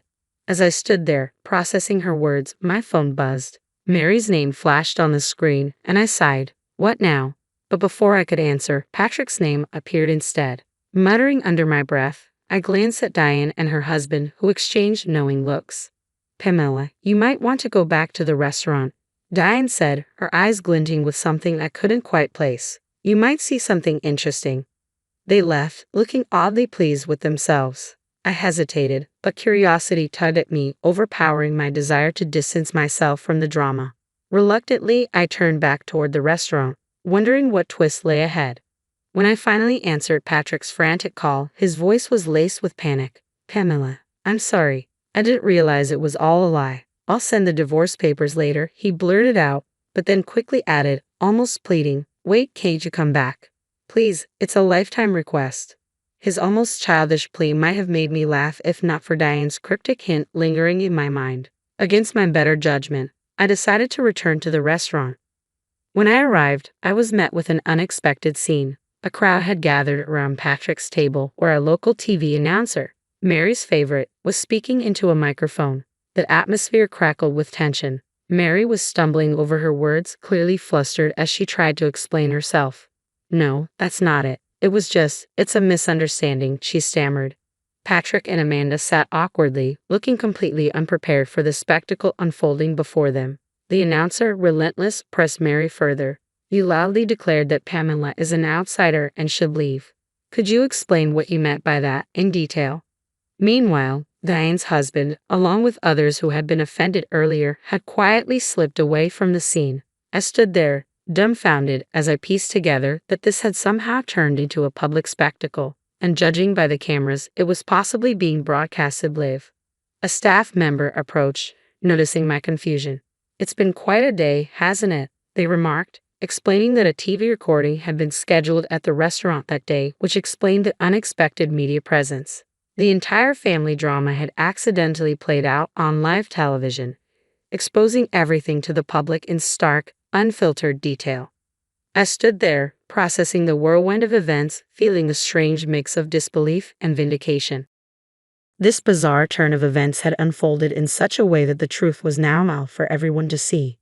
The private dining area hadn't been as secluded as they thought, and conversations had been easily overheard. Just as I was about to step outside for air, a famous TV announcer approached Mary, beaming. Mary, would you be willing to do an interview? He asked cheerfully. Mary, always an avid fan of the media, lit up with excitement. An interview? Absolutely, she exclaimed, eager to soak in the attention. The announcer smiled. We're talking about mother-in-law and daughter-in-law relationships today. We heard there was a bit of a heated argument earlier, and the daughter-in-law left in tears. Can you tell us what happened? Mary's face went pale at the unexpected question. Amanda's expression mirrored her mother's as they both struggled to come up with a response. Their manipulation and scheming had now been laid bare, and they were cornered into explaining the truth. Just then, from across the room, Patrick spotted me. He looked desperate, his eyes pleading. "Pamela, please," he called out. But by now, his words were nothing more than noise against the backdrop of the chaos that had unfolded. "I can't let this shame be known. It was all a misunderstanding," Patrick implored, looking utterly defeated. But by then, any feelings I had for him had evaporated. Mary, attempting to smooth things over, forced a strange smile. "Oh, we usually call each other Pamela," she said, trying to paint a picture of familiarity. "Pamela, come over here," she beckoned, her voice unnervingly sweet. As I approached, the announcer directed the microphone toward me. "You say you call each other Pamela, but how does the daughter-in-law truly view her mother-in-law?" they asked. Calmly, I responded, "I've never been called that." I paused. "I have, however, been called unpatriotic for not having children. Multiple times. Patrick and I haven't felt ready or confident enough to start a family. We haven't even tried in over 2 years, and I've been repeatedly told that's grounds for divorce." I continued, sharing how Patrick had initially supported me when I first felt ill and had to take a leave from work. I appreciated his kindness and followed him here, thinking a change of environment might help. But this, I said, gesturing to the scene around me, is the result. By then, my tears had dried up, leaving only detachment. Seeing Mary and Amanda scorn with embarrassment brought a small flicker of satisfaction. As I stood there, fully aware this could all be broadcast nationwide, I couldn't help but reflect on the surreal nature of the day. Watching Mary's distressed expression when I mentioned the broadcast made me smile. "Well, since I'm considered an outsider, I suppose I should leave. Goodbye," I said, savoring the moment as I turned to exit the restaurant. I ignored the shouts and commotion that followed, feeling a wave of relief as I walked away. The day had been long and fraught with emotion, but in that final moment, I felt a profound release. Walking away from that chaotic scene, a mix of relief and satisfaction settled in.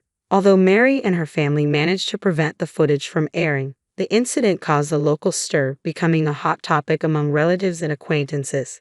The gossip spread quickly, fueling endless speculation. I returned home, packed my belongings, and moved back to my parents' house. I sent Patrick the divorce papers, but his response was delayed, prompting me to consider involving a lawyer. To my surprise, Patrick soon appeared at my parents' doorstep.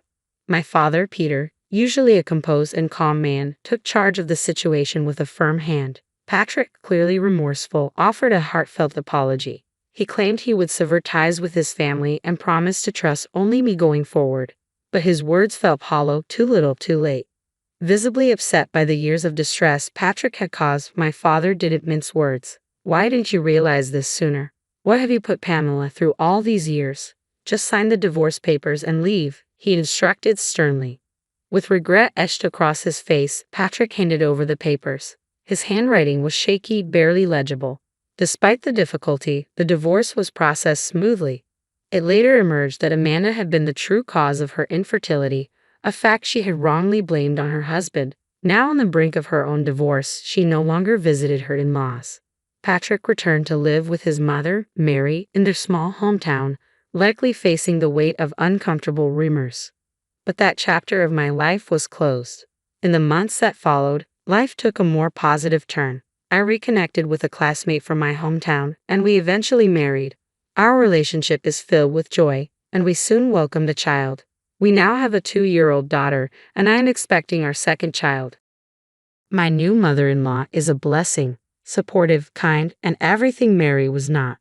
Life is unpredictable, but in this moment, I am living a fulfilling and happy life surrounded by the love and support I once thought was out of reach. Hello, I'm Patricia, 48 years old, and I live with my husband Ethan and my mother-in-law in a well-connected suburb close to the train station, which provides excellent access to the city center. During our house hunting phase, Ethan, who had just been promoted to a managerial position, insisted on finding the spacious apartment, even though it came with a high rent. He believed the extra space was worth the cost.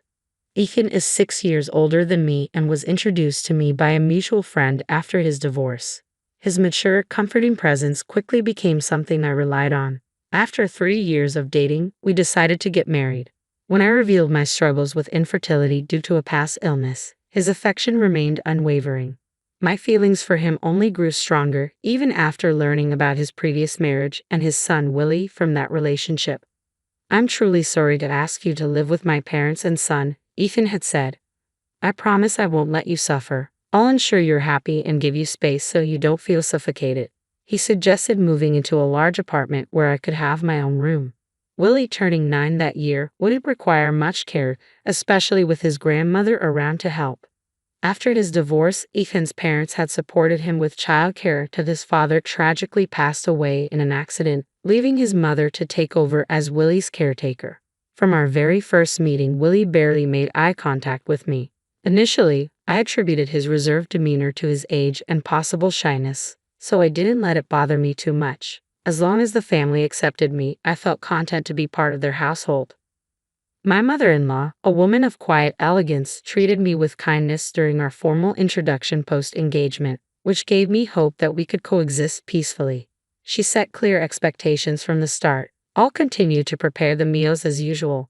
Ethan often comes home late, so it's fine if we eat at different times, right, Patricia? I'll leave the cleaning and laundry to you. Let's work well together," she said. After we married, I transitioned from full-time to part-time work at the pharmacy to better manage the household chores. This new schedule meant I wouldn't get home until nearly 9:05 p.m., but at least dinner was always ready, a small comfort during my solo dining routine.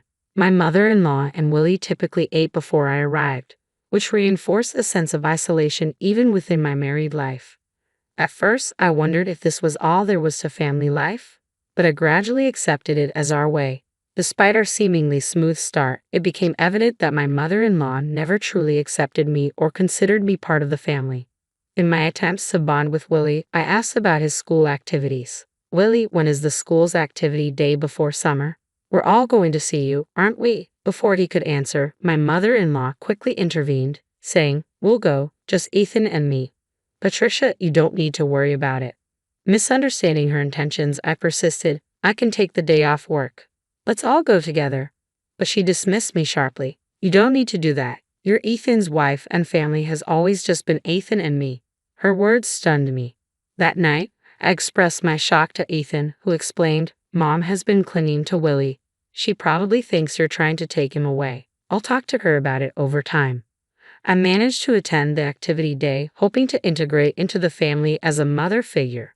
However, Willie and I rarely interacted outside of these school events. Sometimes I sensed he wanted to open up, but my mother-in-law consistently interjected, blocking any progress. I later discovered she had been tarnishing my image in Willie's eyes, suggesting that I would be happier if he weren't in the picture.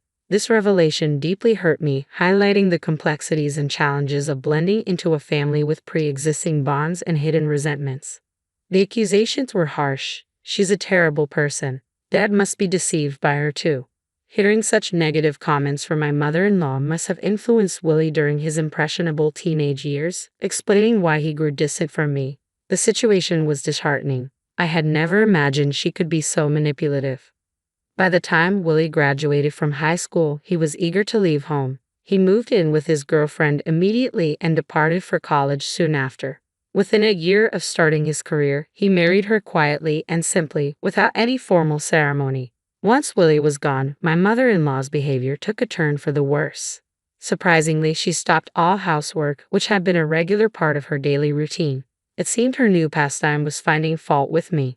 She stopped cooking, something she had previously taken pride in, and would sit at the dining table waiting for me to return from work. The moment I stepped into the kitchen to prepare a meal, the criticisms began. "You're so inefficient. At this rate, it'll take you all night," she scoffed.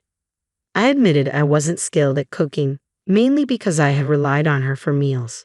Whenever I did manage to cook, she critiqued every dish relentlessly. "This tastes awful," she would say, grimacing. "I'm sorry, I'm trying my best," I would respond, only to hear her retort, "You're astonishingly tone deaf when it comes to flavors, Patricia. It's a good thing Willie never had to eat this." If she disliked it so much, I thought, why didn't she just cook herself? It seemed her goal was merely to berate me. Her complaints weren't limited to my cooking. She began to nitpick everything I did, from chores I wasn't accustomed to handling to laundry. Why are there so many wrinkles in the laundry? You have to vacuum every nook and cranny. You really can't do anything right. Didn't your family teach you anything?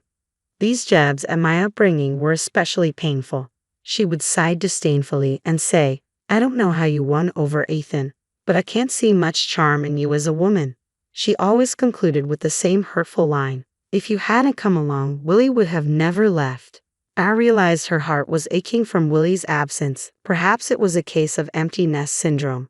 I told myself that if venting her frustrations on me helped her cope, I should just bear it. However, her antagonism intensified after a particular event.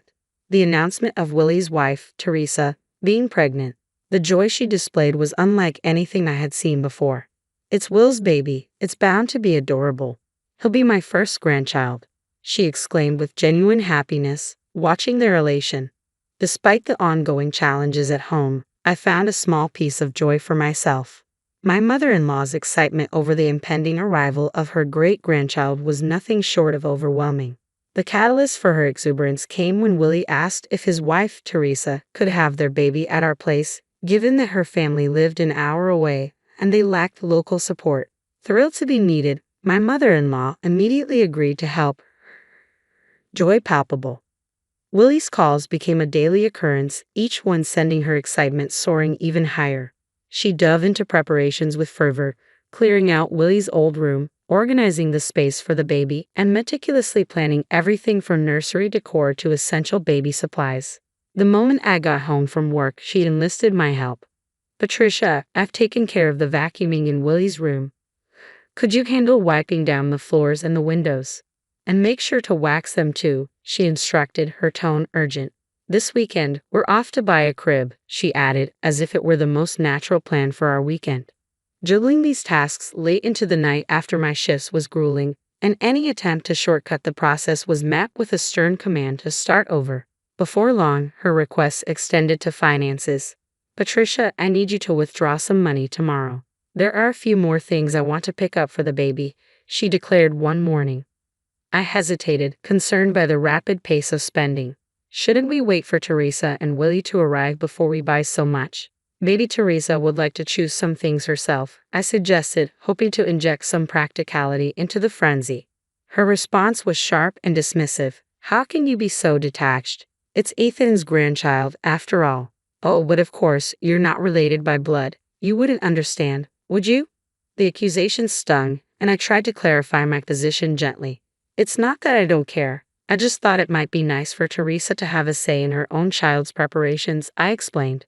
But my attempt to reason with her seemed to hit a nerve. She shot me a piercing glare, and I realized I may have crossed the line. I watched helplessly as she turned and retreated to her room, deeply upset.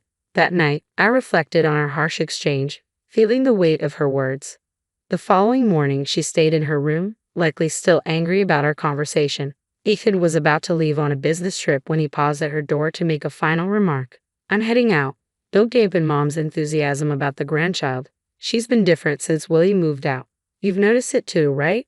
I nodded but added, however, if we use up all our funds now, what will we do when Willie and Teresa need our help? Ethan frowned, misunderstanding my concern.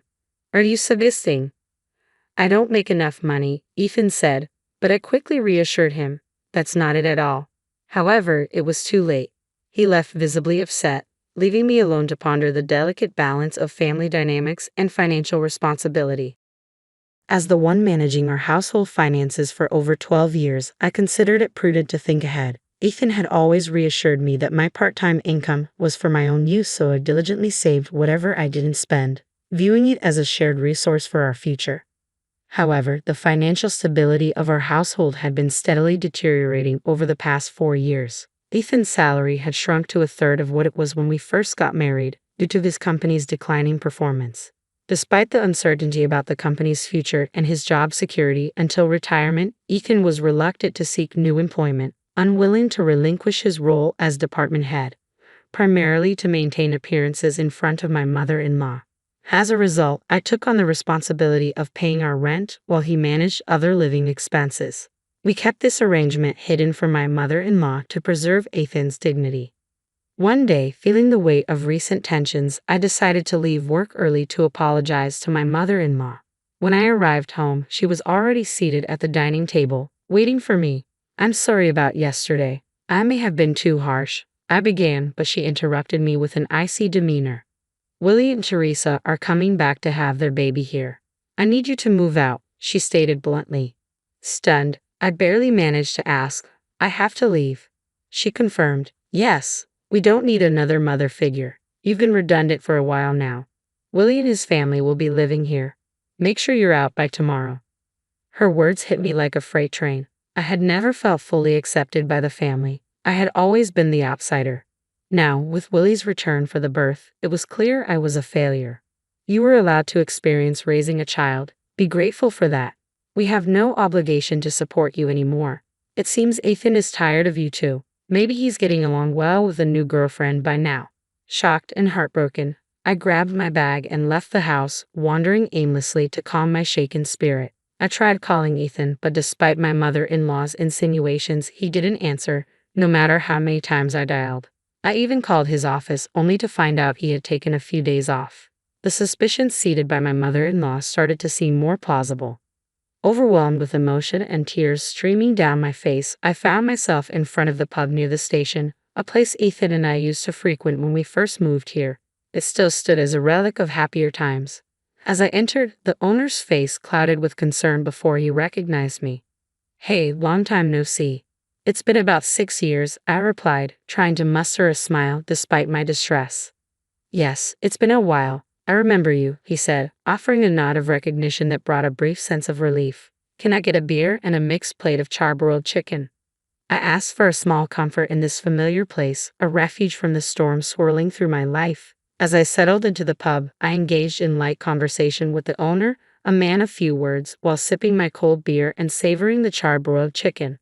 Pulling out my cell phone, I lit up the screen to reveal a photo of Ethan and me taken on Willie's 17th birthday. He looked dashing in the slim suit we had chosen together, and I found myself wishing for a closer family bond. The beer seemed to wash away the day's troubles, and as I contemplated my next steps, I browsed for moving companies, discovering one available for the next day. I bookmarked a couple of junk removal services, saving their contacts in my favorites, and changed my screensaver to something less personal. A sense of mental clarity began to return, and the meal tasted exceptionally good. Perhaps a small comfort amid the chaos. I decided to give the situation more thought once I was back home. As I walked away from the pub, a young waitress hurried towards me. "Excuse me, are you Mrs. Patricia?" she asked. Having noted my previous screensaver, she hesitated, then dropped a bombshell. She believed my husband was having an affair with one of their employees. We exchanged contact details, and she promised to keep me updated. Suddenly, the pieces began to fit together, validating the harsh words of my mother-in-law. Instead of feeling sad, a fierce anger surged within me. It was time to confront this head-on. That evening, I contacted the moving company and resolved to leave the next day. If there was no conspiracy and my mother-in-law and Willie were indeed plotting against me, I no longer felt obliged to maintain appearances. I packed my belongings relentlessly until midnight. The movers arrived promptly the next morning, and I instructed them to take everything I had purchased. I was determined to erase any trace of my presence. My mother-in-law was taken aback by my resolve. "I'm taking everything I bought. You can start fresh tomorrow," I declared. "I'm taking everything I bought," I declared, barely suppressing a laugh at her protests. The movers efficiently cleared out my belongings, leaving behind only the baby gear and her old dresser, the remnants of a life before I arrived. "Well then, I bid you farewell. There shouldn't be a trace of me left, so enjoy your new life with Ethan, Willie, and his family," I said coolly, leaving her stunned as I placed the keys on the table and exited the house, the movers trailing behind with my possessions. I decided to stay with a colleague temporarily, feeling a sense of completion and relief wash over me. That night, I slept more soundly than I had in months. 2 weeks later, Ethan finally reached out, his voice tinged with confusion and urgency. "Patricia, where are you? Willie and his family are here. Aren't you coming home soon?" "No, I'm not coming back," I replied firmly, recalling his mother's command for me to leave. Meanwhile, the young waitress from the pub had kept her promise. sending me a photo of Ethan chatting intimately with another woman at the pub and later entering a hotel with her. This betrayal erased any remaining affection I had for him. Armed with evidence of the affair, I was ready to confront the situation fully. No longer bound by illusions of my old life, I had had enough. I didn't hesitate to make it clear to Ethan over the phone. Willie and his family are moving in with you, right? I figured as much. I heard they'd been struggling financially, bouncing between part-time jobs since Willie graduated from vocational school. I want you back, Patricia, Ethan replied, desperation lacing his voice. I went to the pharmacy and they said you were taking some time off. Yeah, I needed a break, I said nonchalantly. But I'm fine, so don't worry about me. Your mom and Willie probably prefer having the house to themselves without me around. My blunt remark left Ethan speechless. He knew all too well that his mother and Willie had never accepted me, but he chose to ignore it. All right, I need to talk, so I'll come back there, he said, a plea evident in his tone. A few days later, I returned to the house for the first time since leaving. Inside, I noticed new furniture and appliances. Willie and Teresa barely acknowledged my presence, nodding from their seats on the sofa without standing. As I sat down, my mother-in-law glared at me with a mix of shock and disdain, the atmosphere thick with tension.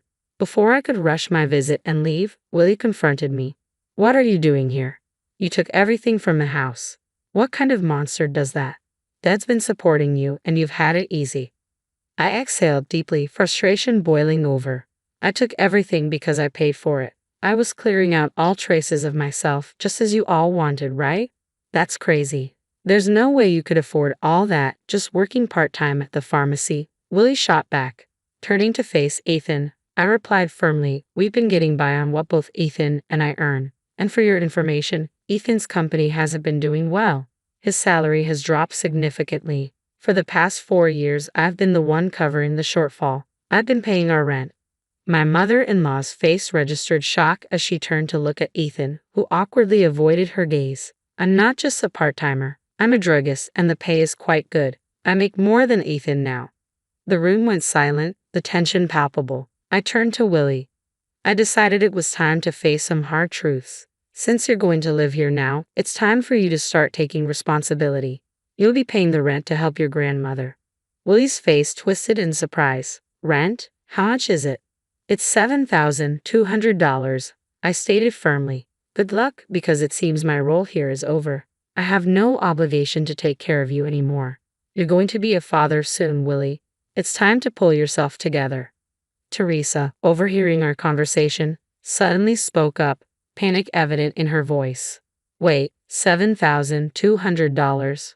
Weren't we supposed to live here for free? I stood up ready to leave, satisfied that I had made my point clear. Covering rent and living expenses is just part of life. Good luck figuring it out. As I walked out, leaving them to absorb this new reality, I felt a weight lift off my shoulders. The chapter of my life filled with neglect and ingratitude was finally closing. I almost burst out laughing at the absurdity of the situation but managed to keep my composure. Don't worry, Teresa. There are cheaper places available. Ethan still makes a decent salary after all, I remarked, watching her face relax slightly. Then, with a heavy dose of sarcasm, I added, oh, and since I'll be leaving, life might get tough for you, Ethan, especially with your mistress. At that, Teresa's composure shattered, and she dissolved into tears. What are you talking about? My husband stammered. Looking panicked. Through her tears, Teresa responded, oh, your mother told me about the new woman. I guess it's time to end my role as a wife too.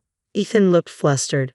My mother said what? He sputtered, realizing too late that I knew far more than he wished I did.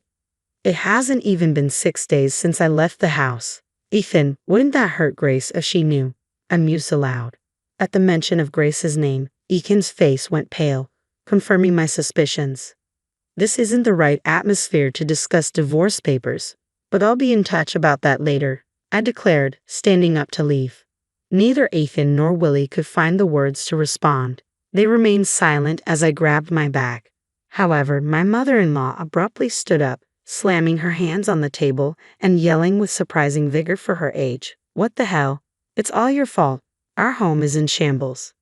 I shot back without hesitation. It was you who told me to leave. You who hinted at Ethan's affair. And you who interfered with my relationship with Willie. Everything is because of you. A rush of anger surged through me, and I regretted not being more assertive in my relationship with Willie and not stating up to her sooner. Willie has nothing to do with this, Ethan. It's time for you to step up. You're going through a hard time. You should support him as his wife and take responsibility as a family member, I admonished. What is she even talking about? My mother-in-law muttered, bewildered. If she hadn't called Willie back home, if she hadn't hinted at Ethan's affair, I would still be supporting Ethan in this home. Where are you, Willie? Why are you still here? It's all her fault, my mother-in-law concluded, her lips pressed tightly together, trembling with emotion. I slipped past her and quickly left the room. Afterward, Ethan agreed to the divorce rather easily. My determination and the undeniable evidence of the affair left him no other choice. Shortly after, it seemed they began the process of moving out of the apartment. In the end, Willie and Teresa returned to their own apartment, opting not to live with my mother-in-law. Ethan appeared to be considering remarriage, but Grace was furious over the alimony and his request for her to live with his mother. I heard they were now deliberating their next steps after everything that transpired.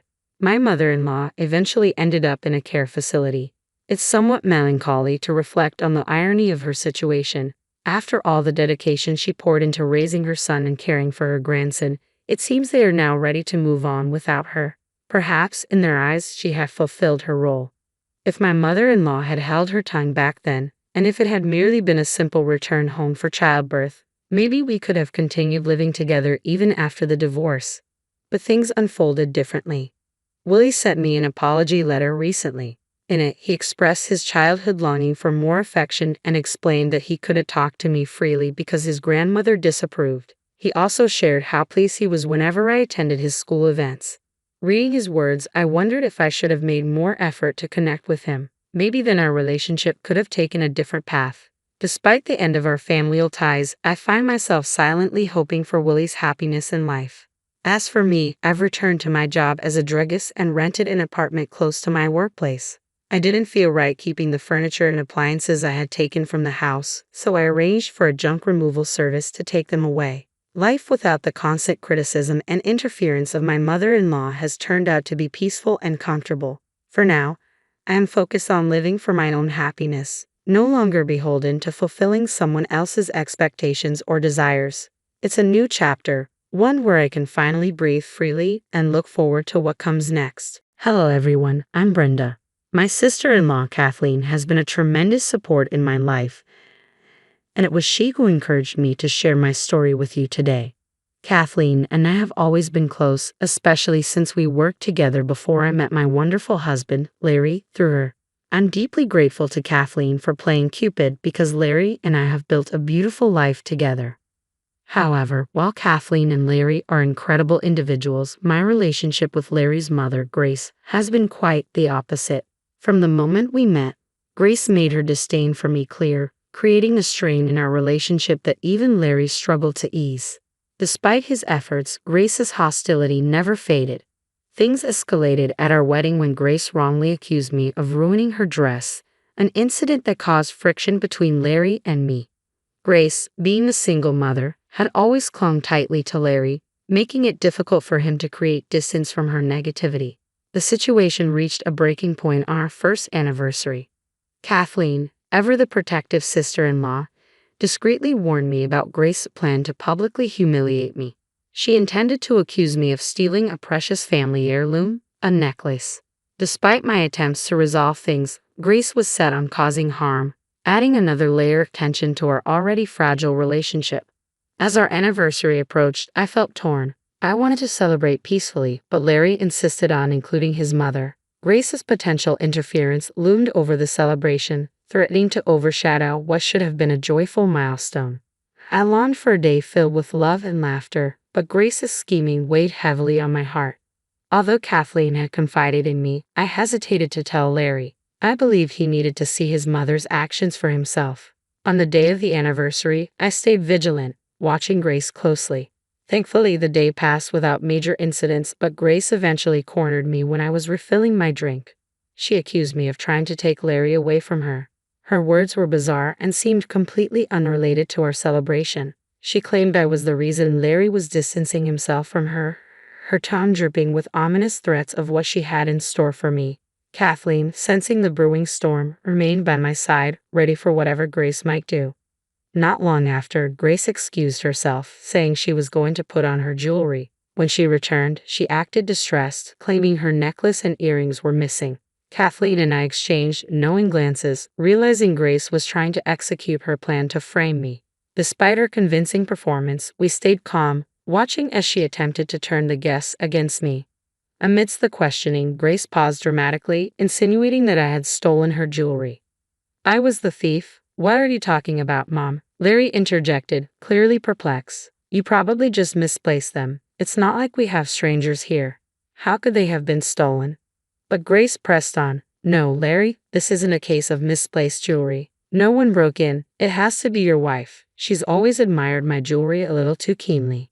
The room fell silent, shock visible on everyone's faces as Grace pointed accusingly at me. Larry looked embarrassed by his mother's outburst, but his faith in me did not waver.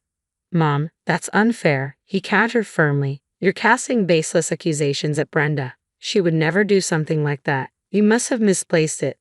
Grace persisted, trying to convince Larry of her suspicions, recalling every moment I had complimented her jewelry. But throughout the ordeal, Larry's trust in me remained strong, a testament to the bond we shared. I stood there, stunned by Grace's accusations, especially on a day meant to celebrate our anniversary. "Grace, I would never take your jewelry," I defended myself, shocked she could think I'd steal from her. "When I complimented your necklace, it was just that, a compliment. It doesn't mean I wanted it for myself." Grace snapped back sharply. "Larry, you're blind with love. Can't you see how manipulative your wife is? She's so greedy that she didn't even ask. She just took my jewelry because she wanted it for herself." This sparked a heated argument between Larry and Grace, much to the dismay of our guests, who watched in disbelief as the drama unfolded. It was humiliating to be accused of theft during what should have been a joyful celebration. Staying composed, I turned to Grace and spoke firmly. "You have no right to accuse me of something so outrageous in my own home. To claim I would stoop to theft is beyond insulting. I respect myself far too much to engage in what you're describing." Grace, undeterred, fired back. "Don't play the innocent, Brenda.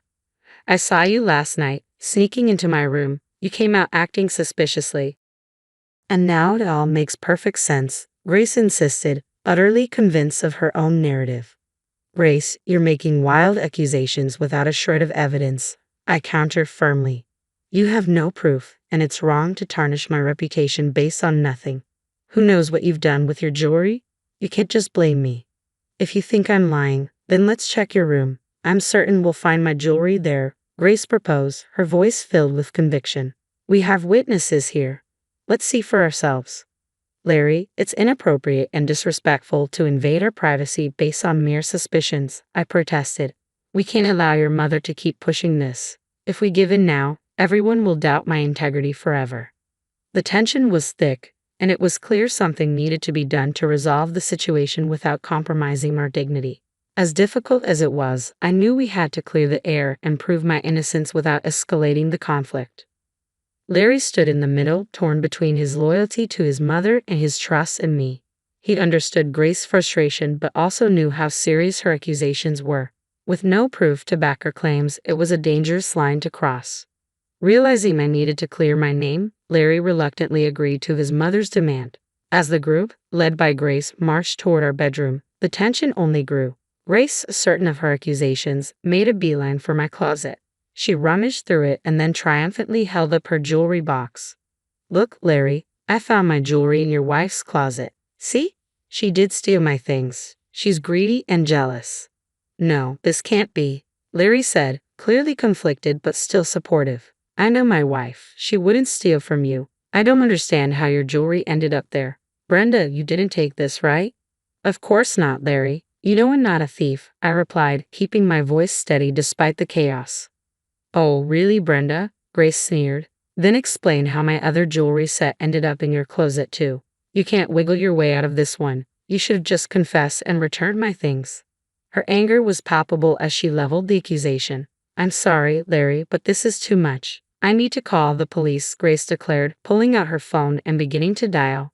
Her action sent waves of shock and whispers through the guests as the situation spiraled out of control. I remained composed, despite the crushing humiliation and the harsh whispers rippling through the room as we waited for the police.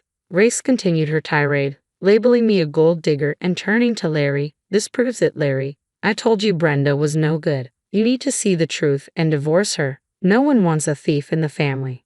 The situation felt like a nightmare as I stood there, holding on to my dignity amid the false accusations. I knew this moment would test everything Larry and I had built together. As the reality of the police arriving loomed closer, Grace remained unwavering in her belief that I would soon be arrested.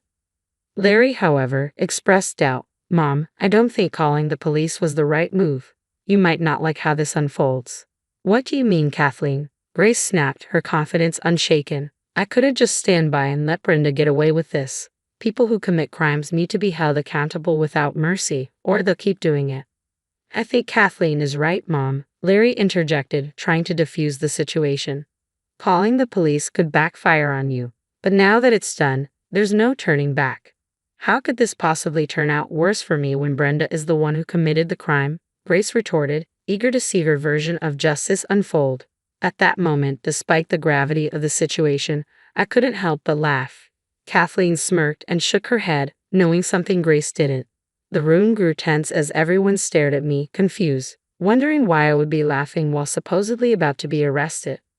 Once I regained my composure, I turned to Grace. "You know, Grace, it's fascinating how meticulously you plotted to frame me as a thief."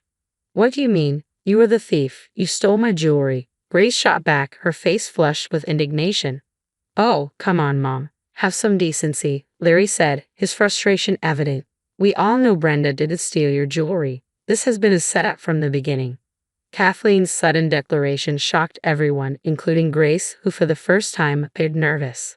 "What are you talking about, Kathleen? I haven't done anything. If anyone's a thief, it's Brenda." "Quit the act, Grace," Kathleen said firmly. "You thought you could frame her, but I found out. I warned Brenda you try to pull something like this. Your scheme to trap her, it's over." I confronted her directly, and the entire atmosphere shifted as the truth began to unravel. Grace's plot wasn't just an attack on me. It was an assault on the trust and harmony of our family. Even before the party began, I had sensed something was off, but her accusations during the heated exchange shocked everyone. "How dare you suggest that? You're manipulating my child, making her say things without any proof," Grace fumed, her voice rising. Larry stood by me. "Mom, we didn't have proof before, but now we do." The urgency to clear my name surged within me.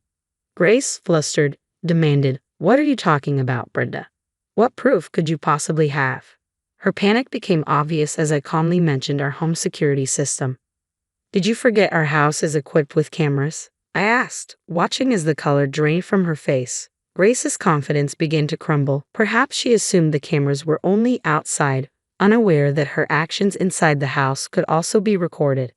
Larry, catching on, added, "That's right. I almost forgot about the cameras too. We've got them in the hallways, clear views of every room from the outside. We can check the footage and see the truth." "Why do we need to check the cameras?" Grace's voice wavered, tinged with desperation. "I'm your mother, Larry. I'm telling you Brenda stole from me. We shouldn't need to prove anything else." "No, Mom," Larry responded firmly. "I thought you wanted to get to the bottom of this. I don't believe for a second that Brenda is a thief. If you're so sure, we should look at the footage together. I need to see for myself if what you're claiming is true. Otherwise, I can't believe it." Despite Grace's best efforts to stop us, I pulled at the footage on my phone. The room tense as everyone prepared to watch the events unfold, the truth about to be revealed. As the tension mounted, the police arrived. Briefed by the crowd, they quickly assessed the situation. Grace wasted no time approaching them, pointing directly at me. "Officers, you need to arrest my daughter-in-law, Brenda. She's a criminal. She stole my jewelry. We found it in her closet. Arrest her now." But I was ready. "I don't think so, Grace," I said, steeling myself for what was to come. I turned to the officers, interjecting firmly, "I have proof that my mother-in-law set me up and is making false claims against me." One officer asked, "Do you have solid evidence against her?"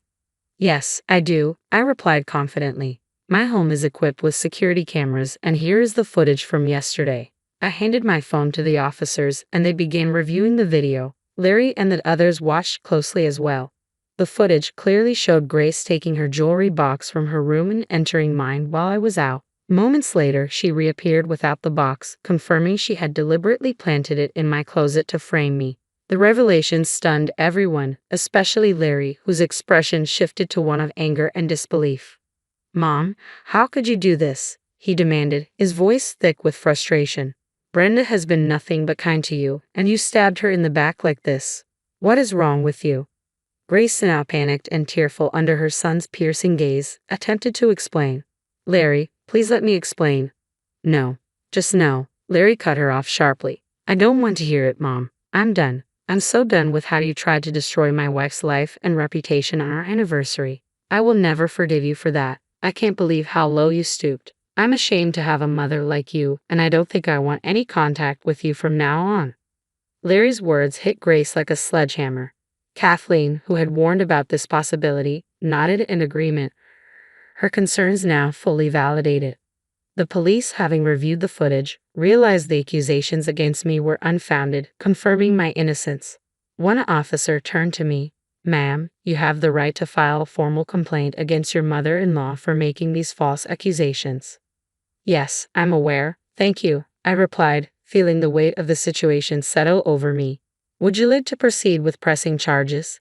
"It seems reasonable under the circumstances," the officer suggested. "We can take her into custody and clear this up." "Yes, I'd like to press charges," I confirmed. I glanced at Larry. "I'm sorry for the drama this has caused everyone tonight. Larry, are you okay with this?" "Brenda, what Mom did was wrong. You have my full support," Larry affirmed, his voice steady. As the officers approached Grace to place her in handcuffs, she resisted, her emotional state unraveling as she pleaded with Larry, Kathleen, and even me for forgiveness. "Brenda, please don't do this. I'm your mother-in-law.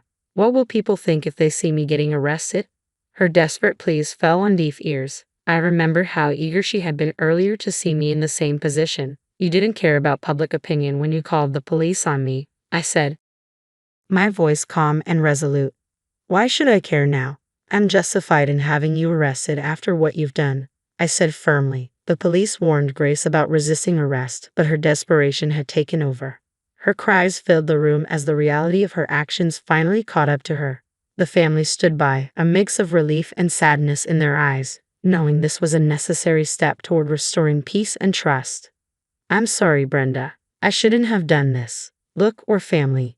We can solve this ourselves." "There's no need to involve the police," Grace pleaded, her voice trembling with desperation. Her earlier words echoed in my mind, stark against her current plea for leniency. "Grace, you once said that criminals shouldn't be spared because they might become worse. Now, seeing how you could easily become a menace to society, I feel it's my duty as a concerned citizen to ensure you face the consequences of your actions," I replied, mirroring her own logic back to her. Grace looked utterly shocked as I repeated her statement. She continued to sob and mumble apologies, but her words did little to sway anyone in the room. The guests murmured their disapproval, and the police efficiently moved to take her into custody. Larry and I accompanied the officers to the station to file a formal report, while Kathleen stayed behind to manage the aftermath of the evening's drama.